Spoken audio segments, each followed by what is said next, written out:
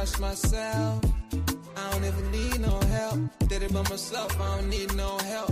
Tryna stack money like books on the shelf. Hundreds in the bag, got me feeling like the man. Shorty body hustling in the summer on the sand. Way she's working for it, got me feeling like the man. Shorty body hustling in the summer on the sand. Did it by myself like a selfie. Nobody try to help me.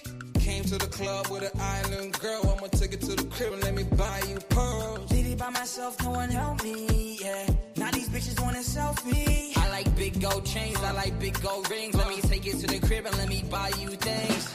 Fell in love with an island girl. I told her only time will tell. She likes to ride in the ice as well. Will it be forever? Only time will tell. Did it by myself like a selfie, yeah. Nobody try to help me, yeah. She likes the ice and I ride as well. Will it be forever? Only time will tell. Big dog status, two-tone paddock. Stacks in the crib, I got a two-floor attic. Got a two-floor attic, got your girl in the attic. But I'ma bring her right back, dude, don't panic, I'm savage. And nigga, if it's beef, we can manage. I know a couple guys who walk around with automatics. I got big dog status, I ain't playing, I ain't average. I'ma leave you here in static, I'ma leave you here in static.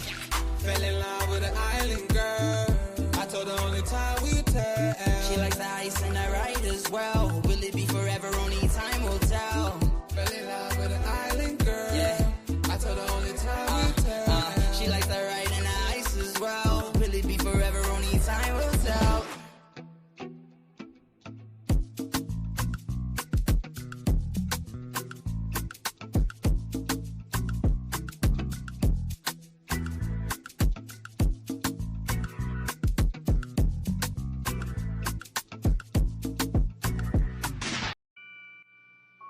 Take note.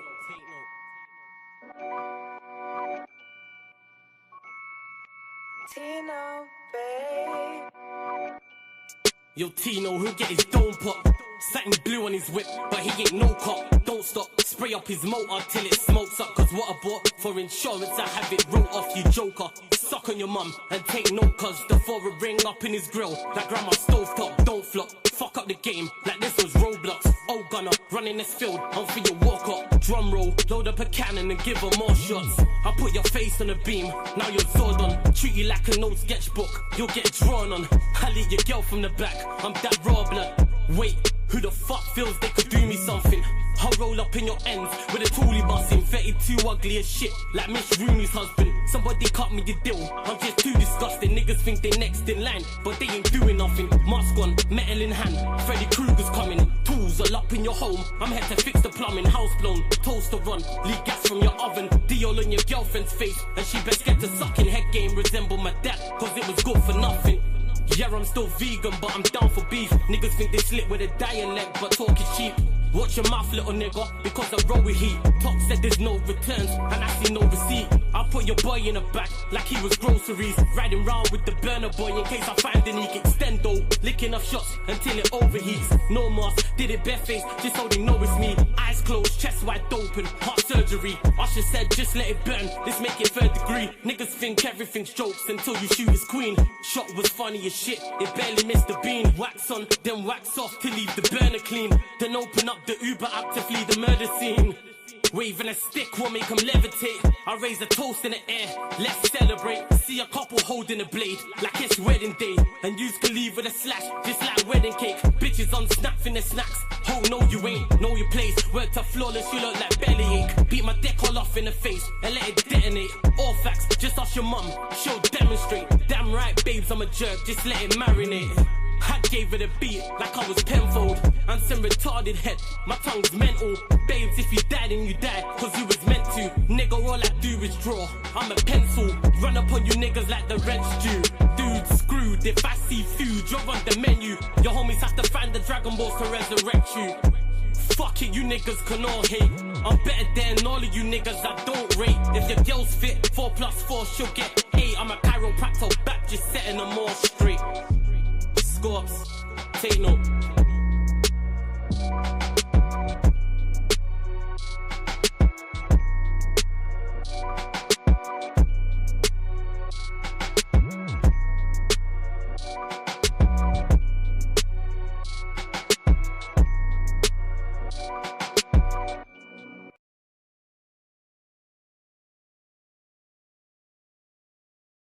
Too busy vibes into the music, people.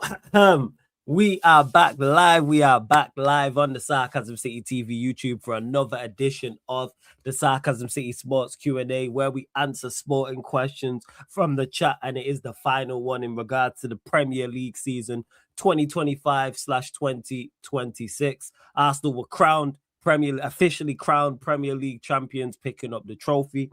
Staying with North London, Tottenham Hotspur survived on the last day. They beat Everton. West Ham, even though they won, were relegated. You had Sunderland and Bournemouth picking up Europa League spaces, which is absolutely phenomenal for those two.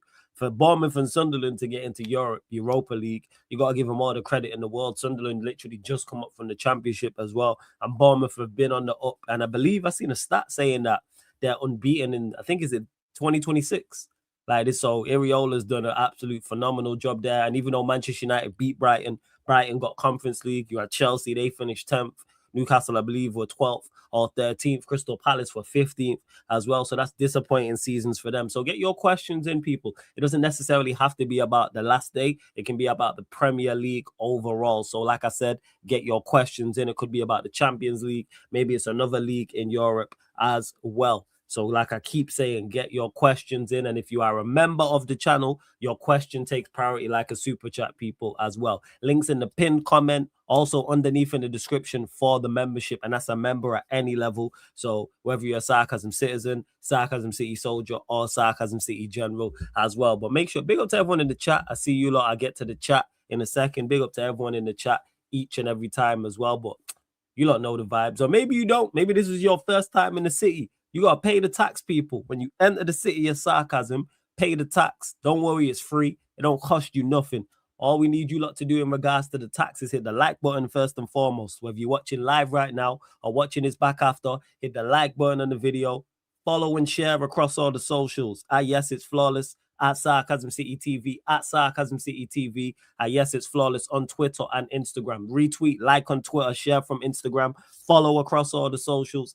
Equally as important, make sure you hit the subscribe button and hit the notification bell. Road to 17,000 subscribers. And make sure you check out my match reaction as well, people. Obviously, the last Premier League match reaction of the season. Big up to Jason, who became a member during the watch-along. Big up Dal in the cut. Chinlu as well.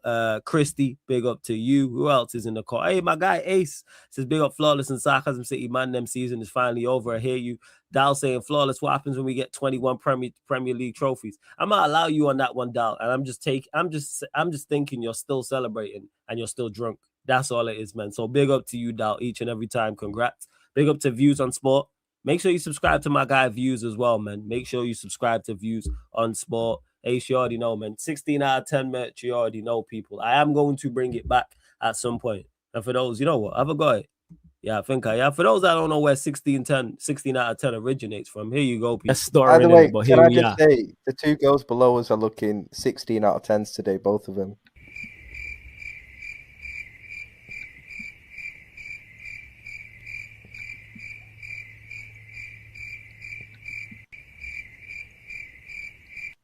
Right, big up the panel. For those that might know, that's where it originates from, people. So that's where they're 16 out of 10. What an idiot, man. Yeah, stupid guy, man. Big up Harry Morel says, big up Flawless. Can we not talk about Chelsea? We played so bad all game. Oh, we definitely talking about Chelsea. 100%. How can we not talk about the world champions? 100%. You already know. ASAP Star, that big up SB in the cut as well. Anyways, let me bring in the gang in the building. Steve's in the cut. Vikram's in the cut as well. Sai's in the building also. You man telling me everyone good, everyone blessed? Oh, bro. Fantastic, man. All good, man. Good start. Birthday, good start. Blessings. Brilliant. Oh, yeah, shit. Let me start off correctly. Everybody in the chat, make sure you wish Sai a happy birthday, people. Yes. Everyone in the chat. Happy birthday, Sai. Happy birthday, Sai. I want to see Thanks, happy Steve. Thanks, birthdays and you know, what I don't know, whatever birthday emotions in the birthday emojis in the chat, people. Happy birthday, Simon. Oh, bless you. Thanks. Yeah, all good, Flawless. All good. Man, love that, man. Shout out to Simon. More life every single time, man. Big up. Conversation in the chat as well. 2 more years for Hunk Stage, man. 2 more years. Why, how old are you? 2 more years for Hunk Stage. 28. I said 2 years. Yeah, it's 30 Unk stage. Is that what they call it, Unk?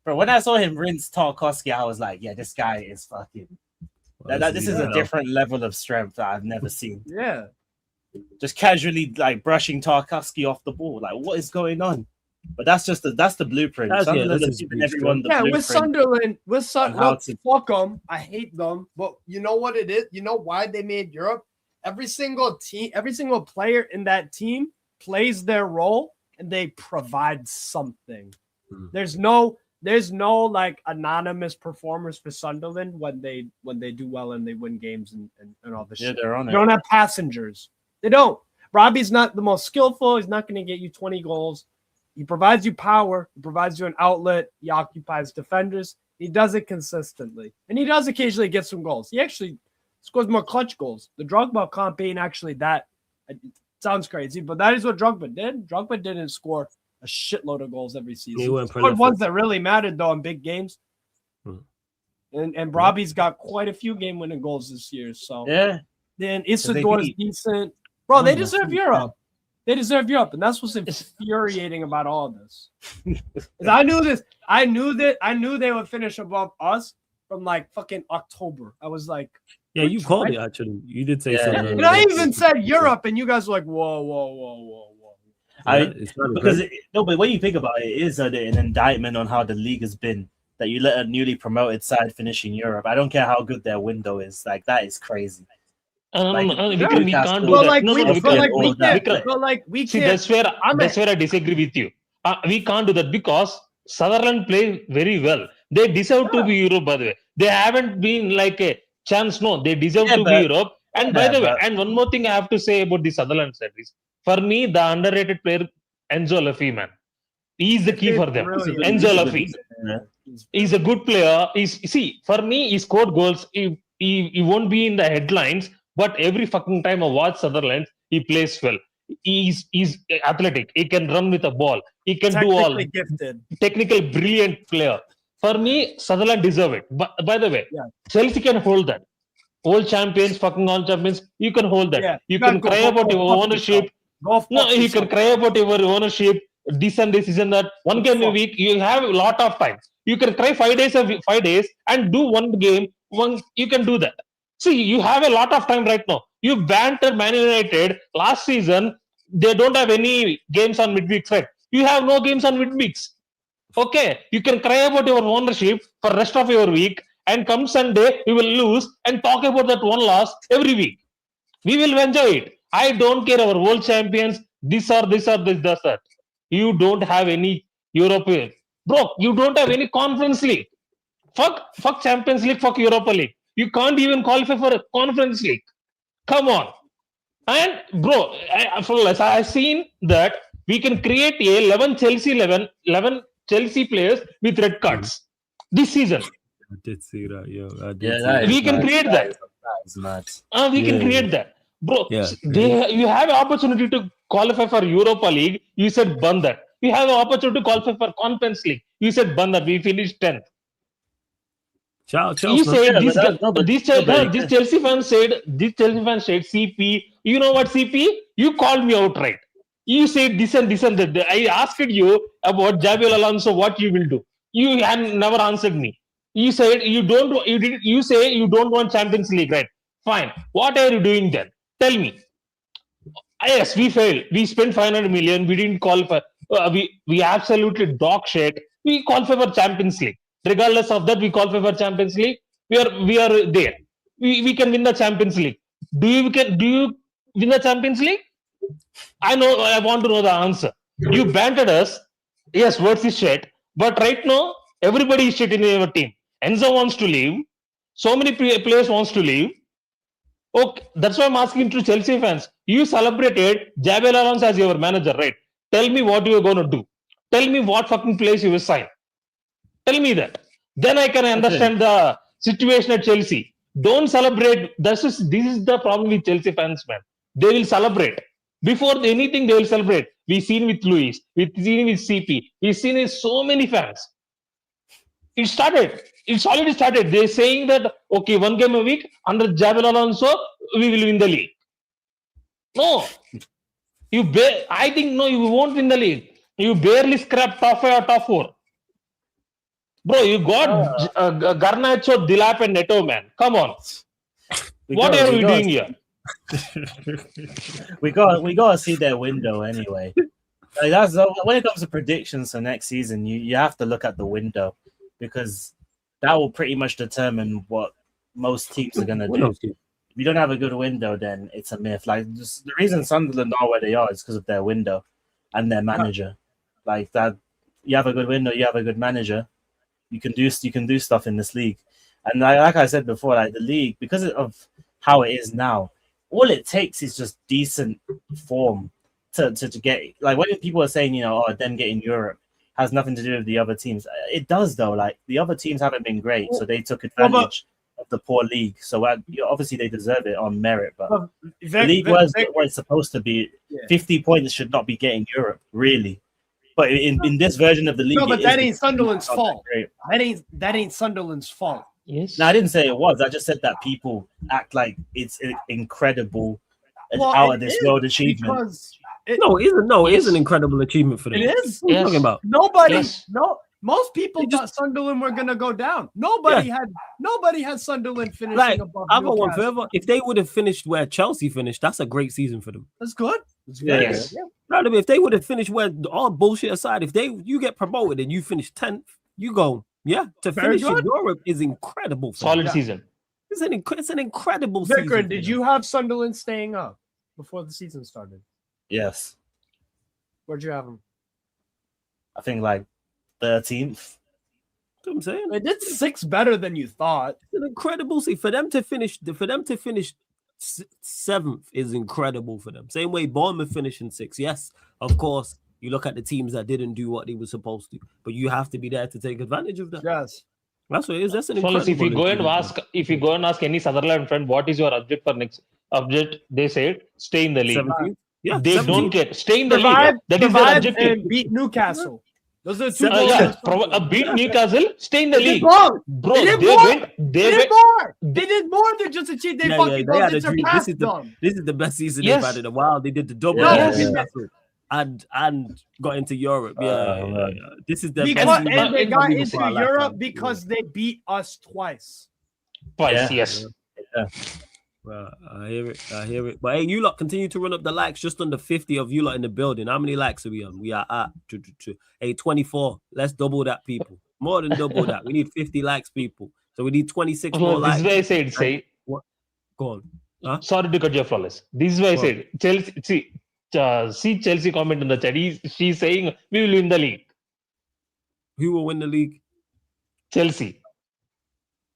Yeah, allow next it, man. season. And then put a laughing emoji. Allow it, man. She's hardworking. She a mom. She works hard. Like she's had a couple wines, man. You gotta allow her, man. Like that's what it is, man. She's had something to drink. I think Chelsea's joking, by the way. No. I think Chelsea's joking. Will win La Liga. Yeah, I think Chelsea's joking. I can understand that, but a lot of there's no sarcasm fun. We taking that as gospel. Sorry, go on.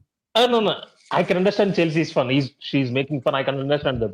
A lot of chat from Twitter, a lot of chat from France was, see, we are winning the league. It's only 1 game a week. Bro, they are moving like you. United fans. They're moving like you. Bro, Flawless, I said to you before anybody else, see, the carrot cartel will turn. Everybody will say that. No, it's happening.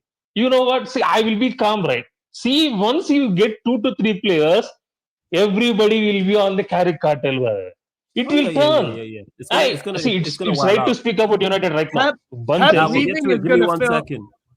me 1 second. Hey, you lot, again, 50 likes. Hit the subscribe button as well. We're 5 short. No, sorry, we're 3 short. I just refreshed it. 16,650. So we're looking for 26 more likes, just 3 more subscribers, people. That's all we are looking for, because people had a couple questions. You lot continue to get your questions in as well, because Ace asked about Flawless. Do United have big expectations next season after finishing third, 14 points off top spot? Yes. Window. I think, the window is key, but do Manchester United have big expectations? Yes, because we are coming off a good season. And there's actual optimism surrounding the club and surrounding transfers and there's a big what can Carrick do? And this is the first time, personally for me, in 3 years, we're actually going into the season with a manager I like. So that's a helpful hand. where I'm not like we're just going nowhere with this guy, and it's a question of when this manager gets sacked, not if. Now it's the window, which I'll get into because there was some reports. I think it was Ben Jacobs or someone about the midfielders, about midfield transfers and stuff like that. We'll get into. But Lou says, yeah, Flawless. What are your specific expectations for next season for United for us? Again, no top 3. They have third minimum. Stay in the Champions League spots. Third minimum. Knockout stages of the Champions Leagues, FA Cup, League Cup. Be better overall. That's what that is. Score more goals, concede less, and we can't just be better on the stat sheet. I also have to be better, like eye test as well. And that doesn't mean we're incredible. It's improvement. And if we get better players, which we should, then there should be improvement. Now, if they don't back Carrick, then I know what to expect. But it seems that they're gonna back Carrick. But anyone talking, he's got side talking about Carrick cartel and league titles and stuff. Carrick got, like I said about Arsenal in regards to Arteta winning the league. I was like, you show me. Same with Carrick. I keep saying this about Carrick. It's not a criticism of Carrick. I keep saying this I don't know. There's nothing to go off with him. He's never been. I keep saying it. It's not like he was at League. He was in League On and he was at Lyon, and we can say, oh, he's been in Europe and he did well, or he did terrible, or he did okay. Like there's literally nothing to go off with Carrick whatsoever outside what he's done at Manchester United in his 5 months, and even that. There was no Europe, there's no FA Cup, there's no League Cup. There's less pressure because you're the permanent manager. But there's also no European. There's also no transfer window. Right? Yeah. So that's in it. So again, that's there's also no preseason. There's also a bunch of players that you should get the job on merit because it's like there was no window. Wait, guys. Work with what you have, and I keep saying this. He exceeded all. Not only did he hit all the targets, he exceeded all the expectations. I actually want to go back to that point. I want to go back to that point. What do people actually think happens during preseason? No, genuinely, do people think that Thomas is going to magically transform from being crap to like? I can tell you what people think happened. I'm sorry to cut you off there. I can tell you what people think happened because I've been doing this now for long enough where I've had enough preseasons here. So this is going to be, I think, my 6th, maybe 5th preseason. People think that it's the hyperbolic time chamber. Dragon Ball exactly what I'm talking about. Where they think that you go into preseason, they go into the hyperbolic time chamber, and they're like a year in there is a day out here, and it helps them improve their power levels massively. That's what people think. Even if they think that, do they suddenly think that all these players that they don't rate are just suddenly gonna just become amazing because of the preseason? Facts, yes. They think it's the hyperbolic time chamber, man. They think they're going from regular Saiyan to Super Saiyan 3 in about the space of 2 months. No, but don't people understand that those games are friendlies? Like players are not going 100%. No, they don't. They don't. I don't get it. I've heard. No, but you know what? It's not just United fans. I've heard every fan use that argument when someone's underperforming or someone's just come in and like, wait till preseason, wait till it gets. What is that gonna do? I honestly don't think. People understand. Literally think it's the hyperbolic time. I had people tell me that this past summer about Amarin. Because I don't watch preseason, so I was told we are much better in preseason. We're much different. I watched the preseason games. They weren't any better. People. They weren't any better. The people who I like rate their knowledge and like take what they say on board. Shout out to Canali's not in the chat. He went to one of the preseason games and he said Flawless were just the same. Yeah, it wasn't any better. What did people say? Genuinely, I want to know because I watched the games and it was still the same crap football with 5 at the back against teams I couldn't even pronounce, and we were still getting just one pass was still cutting through our midfield, even in fucking training matches. But, what do we know? People have to understand that what you are doing in preseason that will happen in postseason. That is why it's called preseason. In preseason, you try stuff. In preseason, you will get new players, you will get new tactics, you will trying stuff that will implement. See, people are telling me, okay, in preseason you will test at back 5, but in postseason you don't start back 5, you go with back 4. That means it's complete overall. Players can't understand the tactics. What you trying in preseason that will imitate in postseason. That is prime example is Liverpool. You can ask Flawless. I said, Flawless, it's not looking good. In preseason, I said that is happened to postseason for Liverpool. That is prime example. Prime example is Ruben Amorim. What happened in preseason? Liverpool have lost like second division German teams in preseason the past few years. Steve. In terms of Klopp, I can understand because his training method is so rigorous. It's so hard. That's why he will do some dumb stuff. I can understand with Klopp. But in terms of Slot, when the scene with new players, I'm worried because the tactics and the players management, the on the ball stuff, it's not good. It's not, we went to Japan. We went to Japan. I seen that Japan Football Club outplayed us. You watch J League.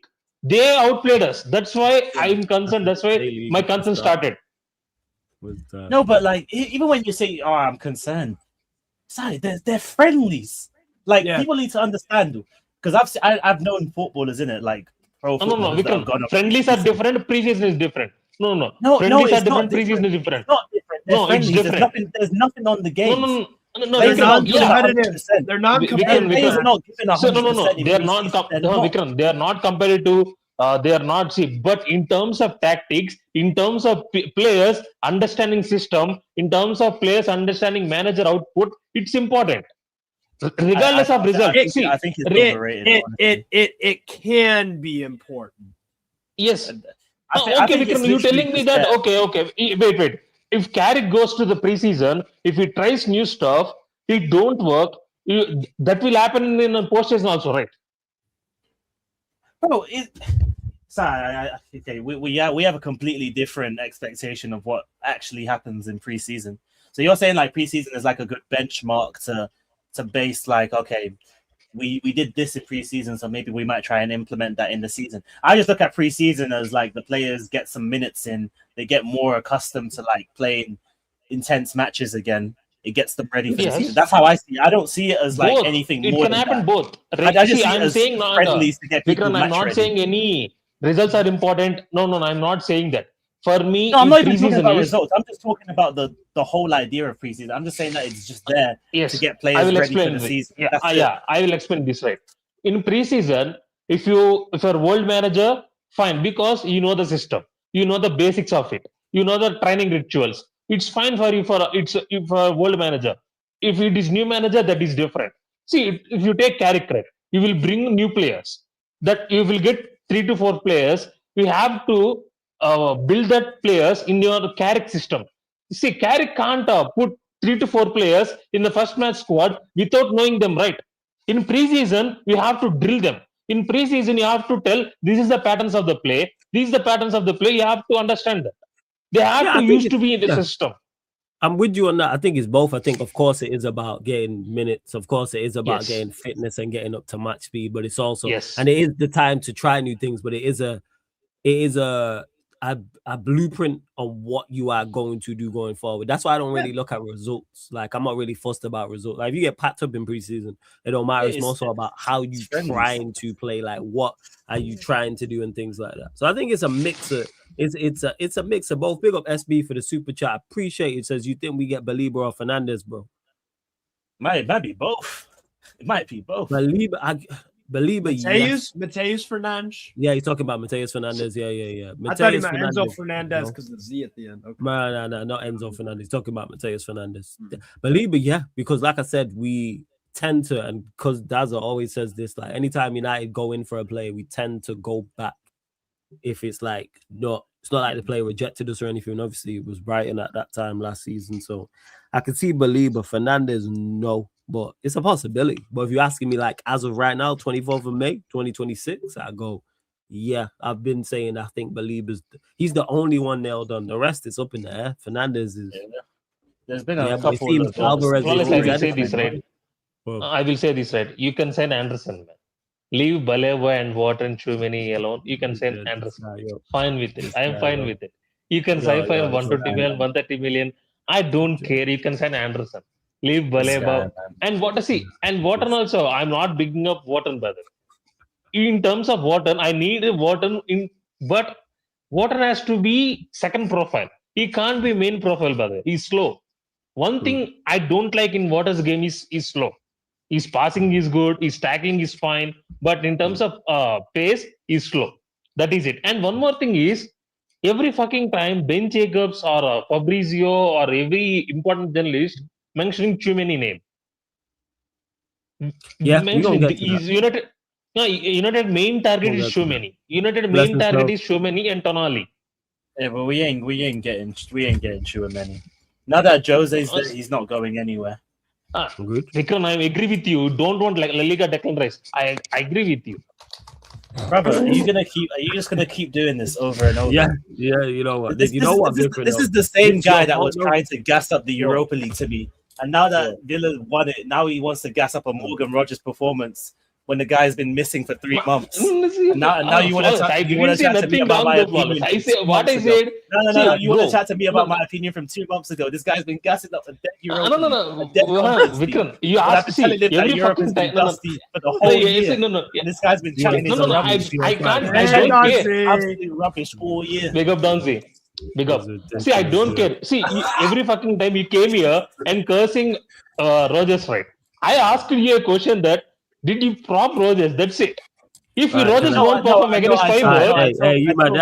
Let me get to this next super chat, man, because you might just keep arguing, man. Hey, SB, big up for the second super chat. Kels, hope you're good. Duncy, hope you're good as well. Big up, Kels. Big up, Duncy. Finale, Fernandez, Edison, I'm happy. Good profiles. I hate USB. Like I keep saying, all the midfielders we've been linked with, any free of that, I go calm. Like I have my preferences in regards to those.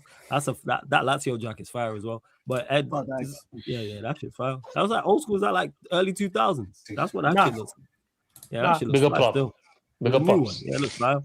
But yeah, shouts to Pops is the same. But yeah, SB to any of them, any of the ones I'm cool with. Again, price point is important. Yes, preferences. I want us to get Tchouaméni. Just not only because I'm a big fan, just solely just to piss off Sai. That's what that guy's got some fight in him too. You guys can use that on your team. Yeah, like cheap, like that's what it is. Nobody heard that. Nobody got that. See, I told you so many times. If you get in Tchouaméni, get ready for boxing. Yeah, man, we can scrap. Get it out. So we try to fight me. Like it's my fault. Like I brokered the deal. But I don't think it happens. Yes, I do agree with you on that. I don't think same. I'm with you, folks. I think Arsenal should go in for Tchouaméni. You know? Yeah, I think if he's available, if he's available, why would you not go in for a player of that caliber? Yeah, yes. Right, that's just me. I think he's quality. Someone actually asked. You don't think Tchouaméni starts for you, look? Over Bernardo? Our midfield's being revamped, so yeah, he definitely starts. But over some of the prime players we've had in the past, no. But yeah, I mean, right now, yes, our midfield is old and decrepit. So that's my point. I think there's better players out there, though. Who do you think's better than him? Well, I mean, I'd rather get Anderson. I'd rather get Tonali. I'd rather get, I mean, I know it's not going to happen, but I'd be going for like the Vitinhas and the Neves, those kind of players. I think you're answering a different question. He asked who's better than him, and you said Tonali and Anderson. Yeah, they are not names. Better than him. They are not better. I think they're better than Tchouaméni right now. Yeah. No, they are not better than Tchouaméni. They are not better. All right, first. Fair enough if you think that. First, big up SB for the third super chat. You lot continue to get your questions in as well. SB, I appreciate you as always. Tchouaméni depends if Real buy Rodri or not. In my opinion, I don't think he's leaving. I don't think regardless of movement. I don't think he's leaving regardless of movement. I don't. I've been saying that. You think Rodri leaves? No, I'm talking about Tchouaméni. I don't think Rodri leaves either. I think he stays. Vegas the one that leaves then because they have a very packed midfield. I don't think any of them leave. People keep saying this. But I don't think any of them. You know what? If Jose didn't come in and it was someone else, I think one of them would have left. But now that Jose's come in, bro, Jose loves his African midfielders. None of them are going anywhere. Let's be honest. Tchouaméni, they're not going anywhere. Well, and you got because people keep saying that my man's going back. What's his name again? I keep forgetting his name. The youngster that they signed. I don't know why necessarily. Maybe they send him back out on loan. Maybe they send him back out on loan. Like I just don't think I just don't see it. Like I say, I believe it when I see it because all the reports is coming out from everywhere else. Bar them, like Tchouaméni's peoples ain't said anything. Real Madrid ain't said anything. The representatives of Camavinga ain't said anything. Real Madrid haven't said it. There's been no reports of them saying things. It's just noise because of the youngster you're talking about going back and stuff like that and all the turmoil, which makes sense. But they're two quality players. Like I said, I don't see it. I'd love it to be true. Trust me. Either or. I'll take either of them. Either they run it. Yeah. And they'll probably be available at a cut price as well. Like, yeah, 100%. I disagree with you on the Tchouaméni, by the way. I think Tchouaméni won't be cut price. Camavinga will be a cut price. Tchouaméni won't be. No, cut price isn't compared to if they wasn't forcing him out. If he was happy and they playing well, how much is he? Yeah, no. I think if he wants out, if he wants out, or if we say, I think at least 80 million plus for Tchouaméni. So let's say he didn't want out and he was happy and he's playing. How much would he cost? 100 easy. That's my point. So when I say cut price, that's what I mean. Like in regards you're taking 80 million for Tchouaméni, right? See, it's stupid. You take 80 million Tchouaméni, of course. Yes. Yeah. I would. Yes. ATMs. Yes. I'm running it. I think he fits the Premier League. 50 to 60 million for Camavinga. Definitely does. Oh my God. 50 for Camavinga. 50 to 60 for Camavinga. You must be mad. You must be mad. I hear people say, "Oh, it's injury record." Fuck it, roll the dice. I'm talking about injury record. Injury record hype, man. 50 million for him. People don't understand. If he comes to the Prem, he's one of the best midfielders in the Prem. So when you think about it, they talking that price for Mateus Fernandes. Yeah, bro. And they're telling me they wouldn't take Camavinga for 50 million just because of a couple injury records. I will say one name, right? There is one guy from Southampton, man. He went to Blue Bastards. Last season they quoted him for 50 million. Oh, Lavia. Who is that guy name? No, he's talking about. You're talking about Dibbling. No, not Lavia. Yes, Dibbling. Bro, Dibbling costed 50 million. Dibbling costed 50 million. No, he's right though. Yeah, that is right. He did. And he's done fuck all that. That's because David Moyes is a fucking retard and he fell out with. Oh Jesus!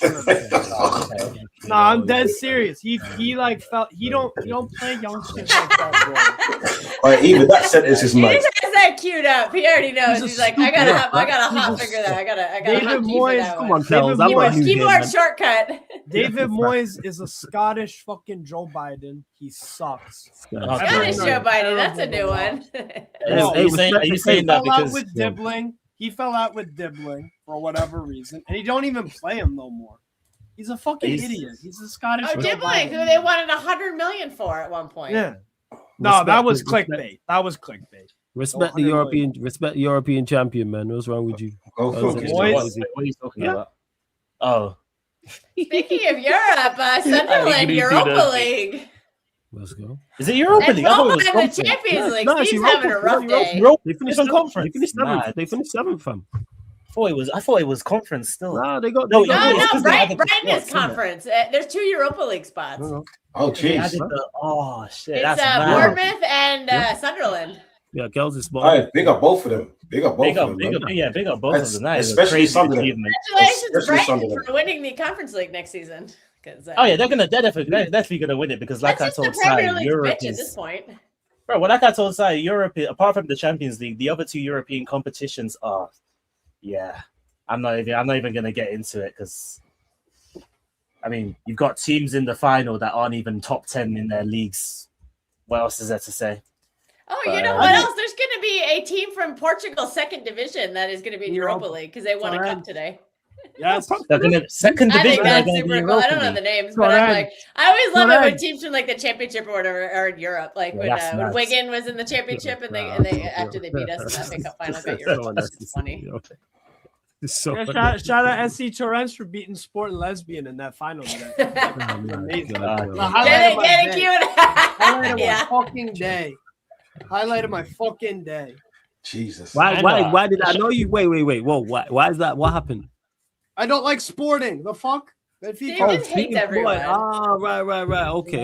Yeah, this guy has like 12 clubs. He had to listen to me literally cry for 3 hours on a watch along. How did it involve sporting? What did I miss? I missed something. What happened? They lost in the Taça de Portugal final versus the 2nd division team, Torrens. Who's Sporting? Sporting lost, yes, to a 2nd division team. But that's a good thing, right? Because you don't. So they qualify for Conference League now. I was confused for a second. Mad. Flawless. See, Steve had a bad day, Flawless. Ramo got Champions League. Sutherland got Europa League. And Newcastle finished 12th. Benfica finished 3rd. He's having a rough day. Rangers finished 3rd as well, yo. Celtic won the league, yo. Right, Steve, we got you, man. Don't worry. Well, hey, Bayern Munich won a cup double, Steve. Cheer up. We got you, Steve, man. Don't worry, man. Don't worry, Steve. Right, Conference League, you're good. Conference League, you're good. They're not even in that. Sunderland might fuck around and win the Europa League next season, though. Still, bro, with the state of Europe, it's not out of the realms of possibility. And you know what? Yeah, the prem teams are starting to clean up the Europa and the conference. Yeah, because league. Those competitions are just not that strong. Because the teams don't drop down anymore. That's what I know. Yeah, that's the thing. Yeah, I think if the top teams drop down, then you'd see it a lot differently. You know what it is though about the teams dropping down though? Most of the teams that drop down don't actually win the competition. No, but it's still, they don't even get that. A lot of them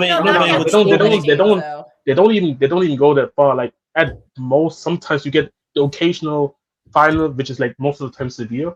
But most of them go in the quarters. Yeah, but most of them actually go in the quarters. Yeah, maybe didn't Atletico? Isn't that how Atleti won the Europa League Cup? Like what? That's what I'm saying. It still makes the overall competition harder. It does make it harder, but then when you look at the numbers, you would suggest that teams that qualify for the Champions League supposed to be better than the Europa League teams, right?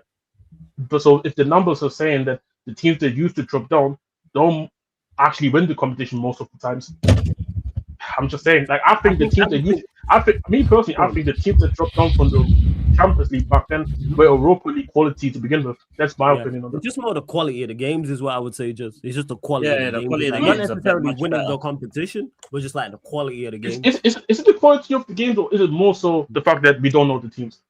Yeah, it's bro. I think it's the latter. I'm asking a legit question. Absolutely. That does tie into it 100%. No, but a lot of these teams let's be honest. A lot of these games are not good. Let's be honest. Are we gonna really sit here and say, we watch Atletico Madrid and the football, obviously pre what they started transforming, that their football was amazing? I don't really thought that back in the day, even when they were in Europa. So this was it. But they're one of the better teams in La Liga. That's why when they were in the Europa League and you see all these players on the pitch, of course it looks better, but I'm just saying that I think it's more the latter, that we're just more familiar with these guys. Like if we were sitting here saying we was more familiar with let me use who was in the Europa League team outside from the Premier League. Stuttgart, for example. Like, Madrid are better than Spurs, United from last season, and let's say Freiburg this season. Of course, this are plenty. Yeah, Freiburg were terrible. Are you talking about this? Are you talking about this ability? Any Atletico, to be honest. I'll be honest. I kind of disagree because I watched them play against us this season. I don't think they're their best, but I think they're better than the Spurs and United last season. I'll be honest. Wait. Why did I just fly over everyone's head? This guy said he wasn't impressed with them, but his brother lost 5-2 in the first game. But did you see? But no, hold on. But did you see? Did you actually watch it? Did you actually watch the game though? Hold on. Did you actually? Hold on. So did you actually watch the game? No, but his point. No. I asked you the question. No. Exactly. So what happened in their game? What happened in the game? No. I'm asking you the question. Then let me ask you the next question. No, because you answered my question. So let me ask you another question. When you watch the game, did you see that some of the Atleti goals how that happens? Yes, I saw how the mistakes happened. So for me, when I look at mistakes like that most of the time do not necessarily happen, I think the game would have been a lot closer. That game wasn't like it would have been closer. But his point was that that team is better than the United team. When I look at that game, season, which it is. Last season, it's not that part of the Athletic team personally. Because I watched the game. The game wasn't that apart from both teams. There wasn't like a big gap between Atleti and Tottenham this season. I watched the game, and the return leg showed it. There wasn't a big gap, but the team is still. His point still stands. The team was still better than the United and the Spurs team from last season. I personally think it's similar. I don't think the gap is that the gap to the point where I sit here and say you can definitively say that Atleti team is much better than ours. I disagree personally. It's not about being much better. I just think that overall the point that he made, the initial point, which was, that team is better than the Spurs and United team from last season, and it probably would have beat them. It's probably true. It probably would have. It doesn't even mean that they would have. But this is where I sit here and say I disagree. Then we agree to disagree then, because I don't think the gap is that far. So you think if Atletico Madrid were in the Europa League final last year, you would have beat them? I mean, it's a final, so I don't know what will have happened, but I would have been still confident about winning that final. Yes, I would have been confident. So you would have been confident about beating that Atletico side last year. If we're saying it's the same side. No, I'm just saying we're talking about this year. Because that was the point he made. Yeah, if you're talking about this year's Atleti compared to the Tottenham last year, yeah, I think so. I think we could. I think we could have beaten them. Hey, if you disagree. But I think we could have. Do you think the United team last season could have beaten Atleti? No, not under that manager. No. Fair enough. But I personally think we could have. And I think even the Man United team, if you remove the man, because you even said not under that manager. So let's say you swap manager with Carrick. Do you think that same Man United team with Carrick could have beaten Atleti this year? We would have had more of a chance, but I still don't think we would have beat them. Because our team wasn't that good. Our team was awful last season as well. As much as the manager was bad, our team wasn't great either. I mean that's fair enough. Like I said, I personally disagree. But then again, this is where we agree to disagree. Then I don't think the gap is that. I don't think the gap is too big to say that this team is better. I think it's quite similar personally. It just sounded crazy because of the two-legged tie and the scoreline over the two legs. It just sounds if you look at the scoreline, but then I watched both games. My eyes didn't deceive me that I didn't thought that I look at the Athletic team, this team was so better. I was actually kind of pissed that what if we actually had a whole healthy team going into the Athletic game this year? It wasn't that big of a difference personally. Atleti have a lot of good pieces, but they have a lot of bad pieces, and that's why I said team-wise, I think they're a better team. I don't think if you put Atletico in the Premier League last season, they finished 15th or 17th. No, yeah, but then I look at last season how we threw away last season as well. This season, that adds into it. Is the point? It does add into it. I agree. When you were thinking about from a manager perspective, yes, if Carrick was in charge or just a better manager, of course, it gives us a better chance. But I can only judge of how the team was. Yeah. That impacts. All I'm saying, I wasn't impressed with this Athletic team, even with the injuries that we had this season. I wasn't, and I looked at both of the games and looked at it and said, I think in better circumstances, I think with the I don't blame you, but with better circumstances this season, I generally think we could have actually beaten Athletic. I generally believe that. Outrageous, yo! How you do that in a semi-final, man? It's fucking ridiculous. But hey, big up Carl as well, man. Salute, Carl. Members Q&A, I shout you, my guy. Big up, man. Every time. But to be honest, as well, just back to that point where you said you weren't impressed with them. That's just because Europe in general, apart from PSG, Bayern Munich, and Barcelona, these teams are not scary. Like, we have to be honest, these teams are just not scary in general.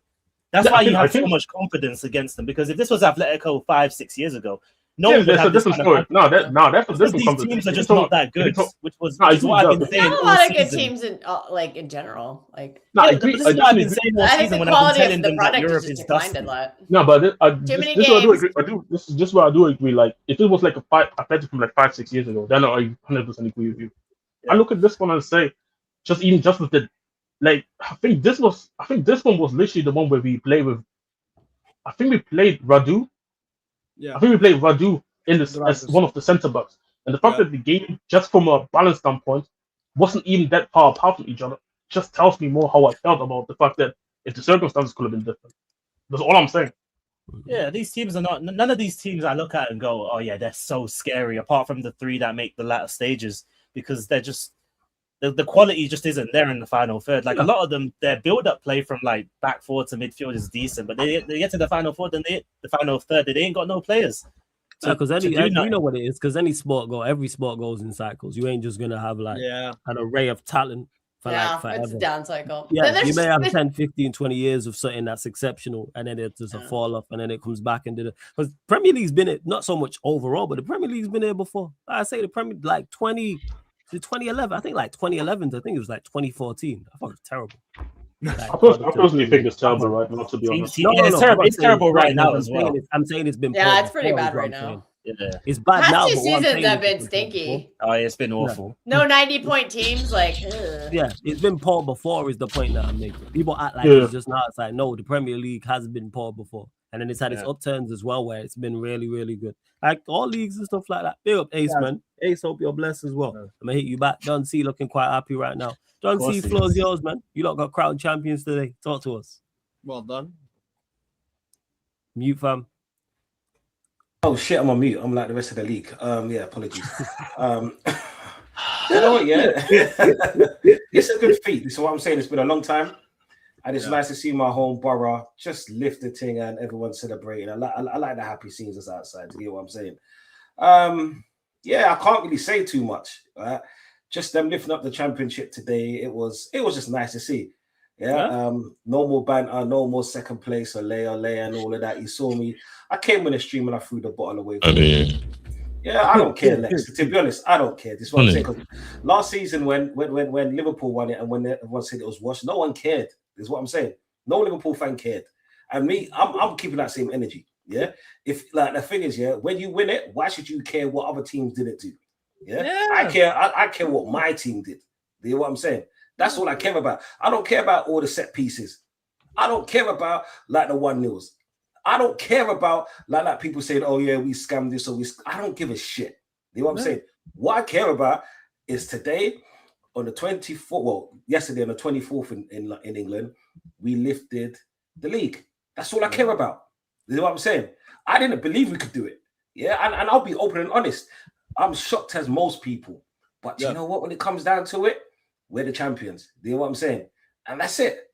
That's what I care about. Anyone else got something to say? Cool. That's not going to change the fact that we're still champions. Is what I'm saying. Like my next task is to see what's happening next Saturday. That's the next thing I'm going to care about. Everything else in the past year means nothing to me. You know what I'm saying? People are going to banter. People are going to say how shit this league is, how this is, how the 90 points. Like if you go back fucking 25 years ago, people were winning the league by 90 points. Yeah. If I'm lying, go and check.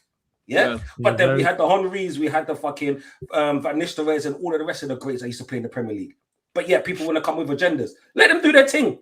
You know what I'm saying? That just sounds like for me, that sounds like sour lemons. You get me? And we all know what we do, what Arteta does with sour lemons. Squeeze one lemon in a cup and another lemon in a cup. And in 2025-26, we win the trophy. Here's what I was actually looking at it recently, Dunphy. Was it yesterday? Yesterday, because someone mentioned something to me, maybe check. It did vary. Like, it did fluctuate the points totals. Yeah. Because there were some high ones and there was some low ones. Yeah, people are doing too much, though, when they start talking about refs and all that. Yeah, bro. But everyone wants to bring a narrative. Do you know what? Yeah, Arsenal fucking, like that, what was it? That, what's his name? That Havertz foul should have been a red card. Yeah, I see people talking all the time. How many of our teams up here have done the same kind of challenge? Who talks about that? No, they got red cards for it. No. Foden didn't. Foden didn't. You shouldn't talk. Foden didn't. Foden didn't. Don't talk. Foden didn't. You know what I'm saying? I'm ready for this today because I don't know which one you're. I don't know what you're talking about. How many? Which one now? Okay. I don't. Sorry. To be honest, though, like every team that's won the league at any point has got favorable decisions. So to say like, oh, the reason they run it PGMOL, there's no point doing all of that. Last year, I don't remember. Teams always get favorable decisions, like when they're winning the league. I don't remember anybody's. Happens all the time. I don't remember any of that from Liverpool last year. Well, no, Liverpool. There's 38 games to remember. The thing people used to belittle Liverpool's win last year was, or whatever was, oh, it's just Klopp's players, it's just muscle memory, it's just Arsenal. I know, but that's not blaming the refs. That's like that's giving like a legitimate thing. Like, okay. So tell me one ref decision, or no, 5 ref decisions that went Arsenal's way. Hey, brother, relax in it. You don't want to do this. No, Lex. I don't blame the refs. Big man thing. I mean, we don't need to talk about it, brother, but we don't want to do that. Just accept, say you win the league and, call it a day. We don't need to argue about I'm calling the day, but if decisions and this and that and that. Because we don't know, say, no team never ever win the league without a pen or a red card, innit? No, facts. So if you really want to talk about like decisions that go your way this season, it's quite a few, dog. So we don't need to do all of that.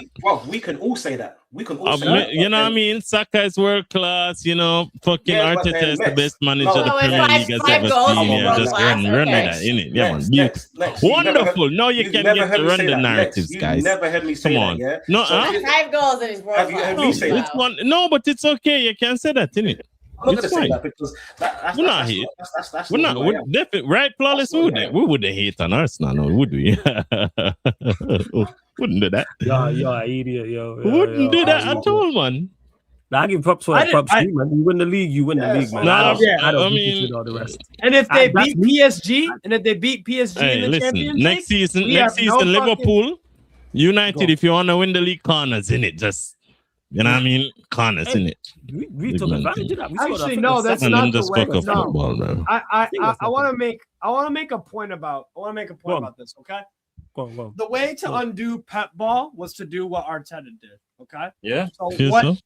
So what you have to do to outdo Arteta ball is come up with something new, right? Maybe try what Slot doing in it. Huh? I disagree, Steve. The way to undo Pep ball is to let all the players get washed up and get old and not be able to play properly. That's how you undo Pep ball. Is you keep running washed up players out there who can't do what needs to be done. That's how you undo Pep He's the maker of his own downfall. I've been saying it for 2 years. Yes. Move some players on. They were he got too sentimental. That was the problem. Yeah, I was gonna say, Kels, do you think you should have played more of the players you a lot have brought in? Yes. Newer players. Yes. And you needed to bring in better players too, and you couldn't because these old players wouldn't leave. I think that is what's cost us because the Prem has gotten more physical, and you have to get younger legs in there. I'm sorry, when you roll into Bournemouth and you see how good their midfield is, and you're rolling up there with Rodri, who's not fit. I don't know why he even played that game. I don't get that at all. He should not have even played. You're running up there with Bernardo Silva, who's been shit for 2 seasons. And Kovacic, you missed the entire season with injury. Why are you playing him? Why are you playing somebody who can run? And I've seen this for 2 straight years, and I'm fucking sick of it. And I'm sorry, Bernardo. I love I was crying the entire watch along today. Literally, Steve was there witnessing it. I have loved this guy for so long, but the past 2 seasons, he just got old, and he just hasn't been good enough consistently anymore. And he wouldn't leave. And we couldn't buy the player we needed to play. Like we tried to buy a lot of really good players. They didn't want to come because they didn't want to sit on the bench. No, but it's also a mismanagement of your squad, isn't it? Because when you have the quality of Marmoush and Foden rotting on the bench for half the damn season, then who's to blame for that? Johnny Rangers never played second half of the season. Ryan ain't Nori. Yeah, exactly. You spent $200 million on these players and they're sitting on the bench. What are you doing? Exactly. Because you're playing Rodri, who's not fit. Rodri, literally, they said he did before he played in the FA Cup final. They said he didn't complete a single training session in a month. Why are you throwing him into a final? Why are you throwing him into that game? Why are you playing him against Bournemouth when he can't train? I just don't get it. Kel, do you think Pep just don't rate the players you lot brought in? I think he didn't want to coach them to become better players because he probably knew a long time ago he was going to phone this in, and so.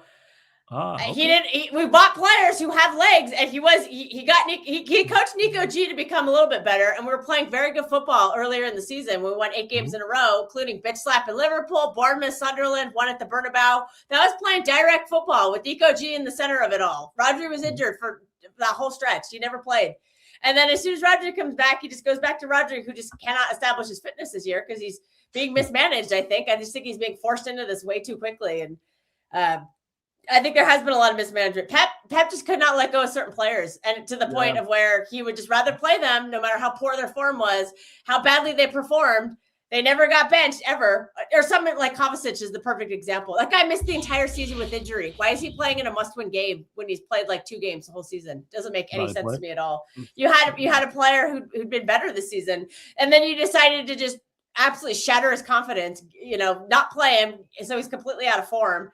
And you're like, well, we'll just play Kovacic and we'll see how that goes. It went terrible. That's how that went. So, but because Kovacic is here, we couldn't buy a younger player who could have been better than him because he wouldn't leave. Bernardo never left. Gundogan barely left. He didn't want to leave. I don't know why we even brought him back because we should have brought someone younger in that summer. But you're saying Pep does not want to. He didn't want to coach the next team. That's what it was. You're saying that Pep should have done better to replace a lot of these players. But you do realize you're mentioning like 3 all-timers like Gundogan, Bernardo Silva, and Rodri. Yes, but they got old and they got old. They got ineffective. They're not as good anymore. But we have to, in general, look at like what's in football right now. But that's part and parcel of it. Who do you replace Gundogan, Rodri, and Bernardo Silva with? It's tough. It's extremely genuinely. I'm genuinely asking. Wait, Victor. City have built squads before, though. That's a part. Yes, exactly. They had Aguero. How do you get? How do you replace Aguero? No, but my point is, football in general back then there was way more talent to choose from. No, but I disagree though. But I disagree though, because at the end of the day, it's a multi-million institution. If you can't tell me that they got some of the best scouts and everything, they can't replace. I'm not saying they're gonna go and replace them exactly for what they did, but I'm saying you can't tell me that they can't find footballers that can come in there and help them perform better. Hey, yeah, Vikram, here the What, thing is, on Bernardo's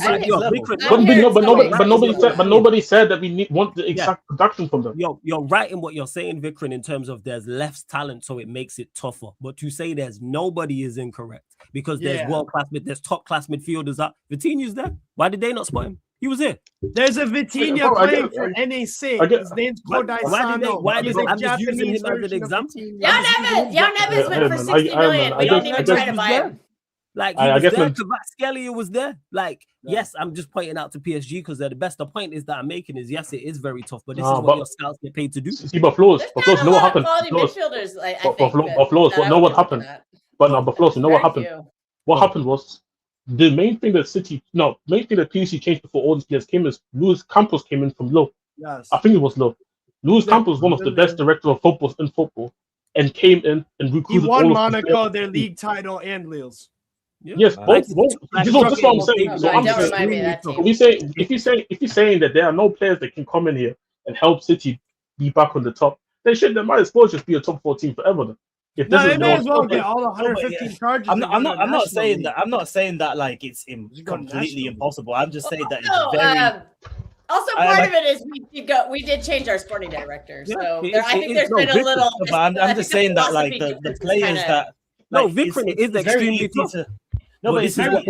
Go on. The point I was making is it's very easy to say that Pep should have just replaced Bernardo Silva, Rodri, and the club should have replaced them, right? Yes, the club should. The summer of 2024 was the biggest miss of all time. Wait. What are they paid to do?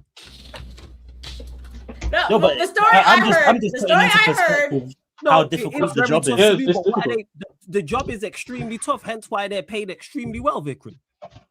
What are they paid to do? We could all do that. So, all right. So, if you sign a whole bunch of world-class players and have success, my job's done then. So, what are you paying me for? You're supposed to go out there and do it continuously. Yes, is it extremely tough? Yes. Hence why they get compensated very, very well. Yeah. They are thousandaires and millionaires. Is it easy to do? No. But there's thousands of players applying their trade across the world. You can go to any country at any continent on the globe. If you can't find a midfielder to replace a set player or an attacker or whoever, you're not fit for purpose. Yeah, this ain't what's on here. You ain't fit for purpose. Like, people can say, this position in Europe's bad. The obvious market, yes. Central midfielder, I keep saying this is easy because there's so many central midfielders we can point to and go, they're good. People say, the left winger market's dead. No, it's not. The obvious left winger market is dead. So we can't pinpoint and look at multiple left wingers, but there's a left winger right now that we'll be talking about 25th of May, 2027, and we'll be saying, he's worth 100 and his name is whatever his name is, insert player name here. Like, we acting like players don't come from nowhere. It happens regularly. Yeah, it's like, right, where did such and such pop up from? Caicedo's but usually they start off at like smaller clubs and then they don't need to. They don't need to go get them. Yeah. Go get him. You know what? I think you're starting to see that now. But that's disingenuous. When was the last time you saw that now? No. It's not. Because when was the last time you saw a world level player go straight from like playing in like somewhere random to a top team? Because most teams. I'm gonna say Husanov. This is not how it happens. What you're supposed to do. I don't think Husanov's a top player yet. Hold up. You're supposed to have the replacement already there. Yeah, that's how they should have had it ready. Well, again, I can tell you where it went wrong. Literally, to be there. Yes, it's supposed to. It went wrong in the summer of 2024. We had just won the title. I think that's when Pep had 1 year on his contract at that point. And I think his plan was to just leave which ended up being last season. I think he was planning to just leave then. And so the sporting director retired. I think they were going to retire at the same time. He ended up working part of last season and then he resigned. Tiki Bergstein, who did build those great teams. He was there for like 15 years. He was there long before Pep was. So him kind of coming to an end was probably part of this process and why it got so disjointed. But the summer of 2024 was a really poor summer. We just won the title. You knew something was gonna happen to him because he was absolutely burnt out from that season. That was the Ballon d'Or season. You knew something was gonna happen to him. We signed nobody. They brought back Ilkay Gundogan, who left and went to Barcelona, and then I guess he did all right there, but they brought him back, even though he had been starting to decline when he left. And then the only player they brought in was Savinho. And we needed a younger midfielder. Like, you can't bring in a 30.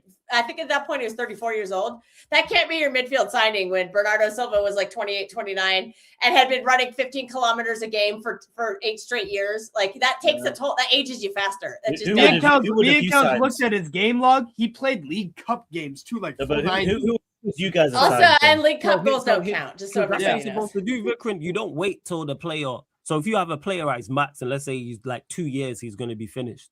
You have 2 years to go and get his replacement. And they should have. They had Fernandinho there. Well, the summer before that, they brought in Mateus Nunes, and Pep immediately said, I don't rate him. And he didn't play that season. And then the only reason he played last season is because Pep turned him into a fullback. He spent 6 months coaching him to turn into a fullback. Like we signed him to be a midfielder. And Pep just watched it probably 1 or 2 training sessions and says, nah. He literally said in a press conference that he was not clever enough to play in the midfield. So, AKA, he's too stupid to play in the midfield. And I have no idea why that was the midfield signing for 2 summers. Why didn't you bring someone else in? And you know why? Probably because these other players would not leave. They also brought Kovacic in. I get it. He's experienced, whatever. But, like, he's just clogging up minutes. And he's age 30 already. So, I know I sound like I'm just ripping on Kovacic. But, like, that is blocking a younger player from coming in. Younger players don't want to come and sit on a bench and watch older players who keep getting run past by these younger midfielders. They don't want to sit on the bench because the manager plays the old players because he trusts them. It's like, no, I'm coming in. I want to play. You teach me how to play. I'm not coming in to sit on your bench. And the manager's like, yeah, you are, because I'm not going to play you. And so the player says, well, to hell with you. I'll go somewhere else who will play me. That's just how younger players are now. That's it. No, that's a fair point. Like the same way they had Fernandinho. They didn't wait till Fernandinho got to a certain age and then go sign Rodri. They signed Rodri beforehand. Rodri was brought in. That's when Tiki was more on it. But I think Tiki was kind of dropping the ball because he knew he was going to retire. And they did bring in the sporting director in right away, and I think he's starting to do a better job of it. Like, we made the signings I think we needed in the summer, and then I guess some of them just didn't work out because, like, I'd say Ryan Cherky definitely worked out. He's been a great player. But Johnny Raiders, Steve warned me. I guess he wasn't the guy, and I think they thought he was the guy. So there must have been a scouting issue kind of going on there. I still think Ryan Norrie's a very good signing, but he never played, and that's been very frustrating because I think he. If he stays, he should stay. I think he'll cook next season because the manager that's rumored to come in does play with wingbacks, and he's very good at that. So wingbacks? Nah, don't play wingbacks. Yeah, isn't that what we just said? The next manager that's rumored in is playing wingbacks. That's what I've been told by people who watch him quite closely. What? Maybe they meant fullback. Some maybe they meant that. I don't know, but I think Ryan Norrie still has a place in the squad, and. Yeah, but I'd rather see Nico. But also, we did kind of see Nico O'Reilly get some minutes in the midfield for a stretch. I love this little left back. I call him I call him a box to backs fullback. I like when he's kind of developed. That'll probably go away. These like weird made up positions and not having a position. That's probably going to go away. But I would love to see Nico O'Reilly go into the midfield. There's your legs right there. There's your tall physical legs. No, but I still think. But I still think this has gone far off from what I meant. Like, I mean, like when scouts are doing their jobs, usually a player will start off like at a smaller club. They'll work their way up, and then they'll get the big move. They don't just. It's very rare you'll see a scout get a player from a club that no one knows anything about, and then they go to the big club straight away. It's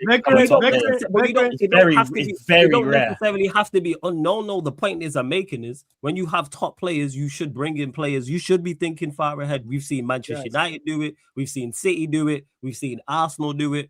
Chelsea to a lesser extent. There's times when these teams have had their play. The replacement should be there. You don't wait till the player reaches or gets over the hill and then be going to try and sign such and such. No, you have him there. I know, but sometimes those players won't come if they know they're not going to play. Sometimes. Yeah, but then you should be multiple options. Find another one. But again, you only have so much time in a window. But this is where I kind of argue though. But sorry, Rick, but this is where I kind of argue. Teams don't just work only in the summer; they work throughout the whole year. So you truly have a list throughout the whole year, and obviously as things change as the season progresses, you see how these players on the list all perform during the year, and then by the end of the year, you would maybe have a short list of like 5 to 10 guys that you think, you know what, based off this season already, like for example, some of these guys that have been already on the list, been there already. On some of the guys that you see your team sign, they've been on the list for years. It's just that they've been scouting them for so long to the point where they felt like, now we're comfortable enough to say we put them on our short list. So really and truly, there shouldn't be any excuses, me personally, especially if you are, especially if you are at the club where guys are getting paid the money they're getting paid at a Man City, at a Man United, Arsenal, shit, even Spurs, considering how much money we throw at all these people, the fact that you can't scout, but then Bournemouth can go and finish sixth this season, considering what happened at the start of the season when someone losing all these players. I'm sorry, but I'm not really. They recruited players. They lost 4 of their back 5.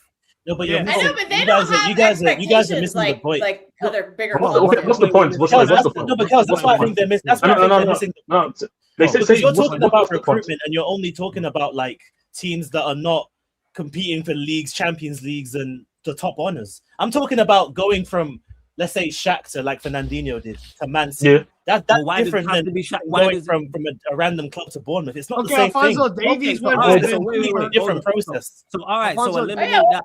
So why can't you go again? So like I keep saying, why you should have the replacements already at your football club? Yeah, well, my counter to that is sometimes they won't come. They just won't come unless they're going to play. There's ample players, Kels. There's thousands. I know, but you're trying to buy the right player. That's the thing. You might have one. You might have just a couple. And it depends on the situation that you're in. You can't find the right one out of 1,000. You're not good enough at your job. I agree. This is what it is. To choose from, and you can't find one to fit. What are we talking about here? It's like having 1,000 women and you can't find one wife. You're the problem. Look, we try. Look at. Well, what we do. The thing is, you buy cheap, you buy twice. I put it into your perspective, and you get it now, Vikram. What are we talking about? It's the same way you use the girl example. Not every girl is Rihanna or Beyonce. Not every. That's not. Yeah, but you don't have to get Rihanna. Club like City is looking for Rihanna. They're not looking for fucking. If you have 1,000 women, if you have thousands of women to choose from, and you can't find a wife, you the problem. No, but you're not going to replace. No, but my point is, you're not going to replace Beyonce with. Okay, then I can make the argument.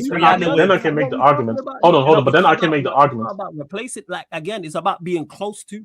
That's the point that I'm making. Because I can make the. This is impossible. So what are scouts? So tell me then, please enlighten me. What are scouts getting paid to do then? Scout. Because clearly they can't do their job. So what are they being paid to do? Jack off. Yeah, they're trying to find players, of course. What are they paid to? But you're telling me they can't do it. So why are they employed? I'm just saying that the way that people are making out like it's just. Yeah, they need to just do that. No, but this is the point. No,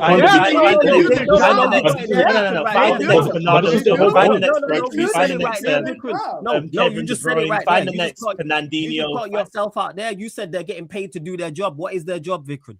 Yeah. Well, just find the next Fernandinho, Rodri, yes, Bernardo that is their job.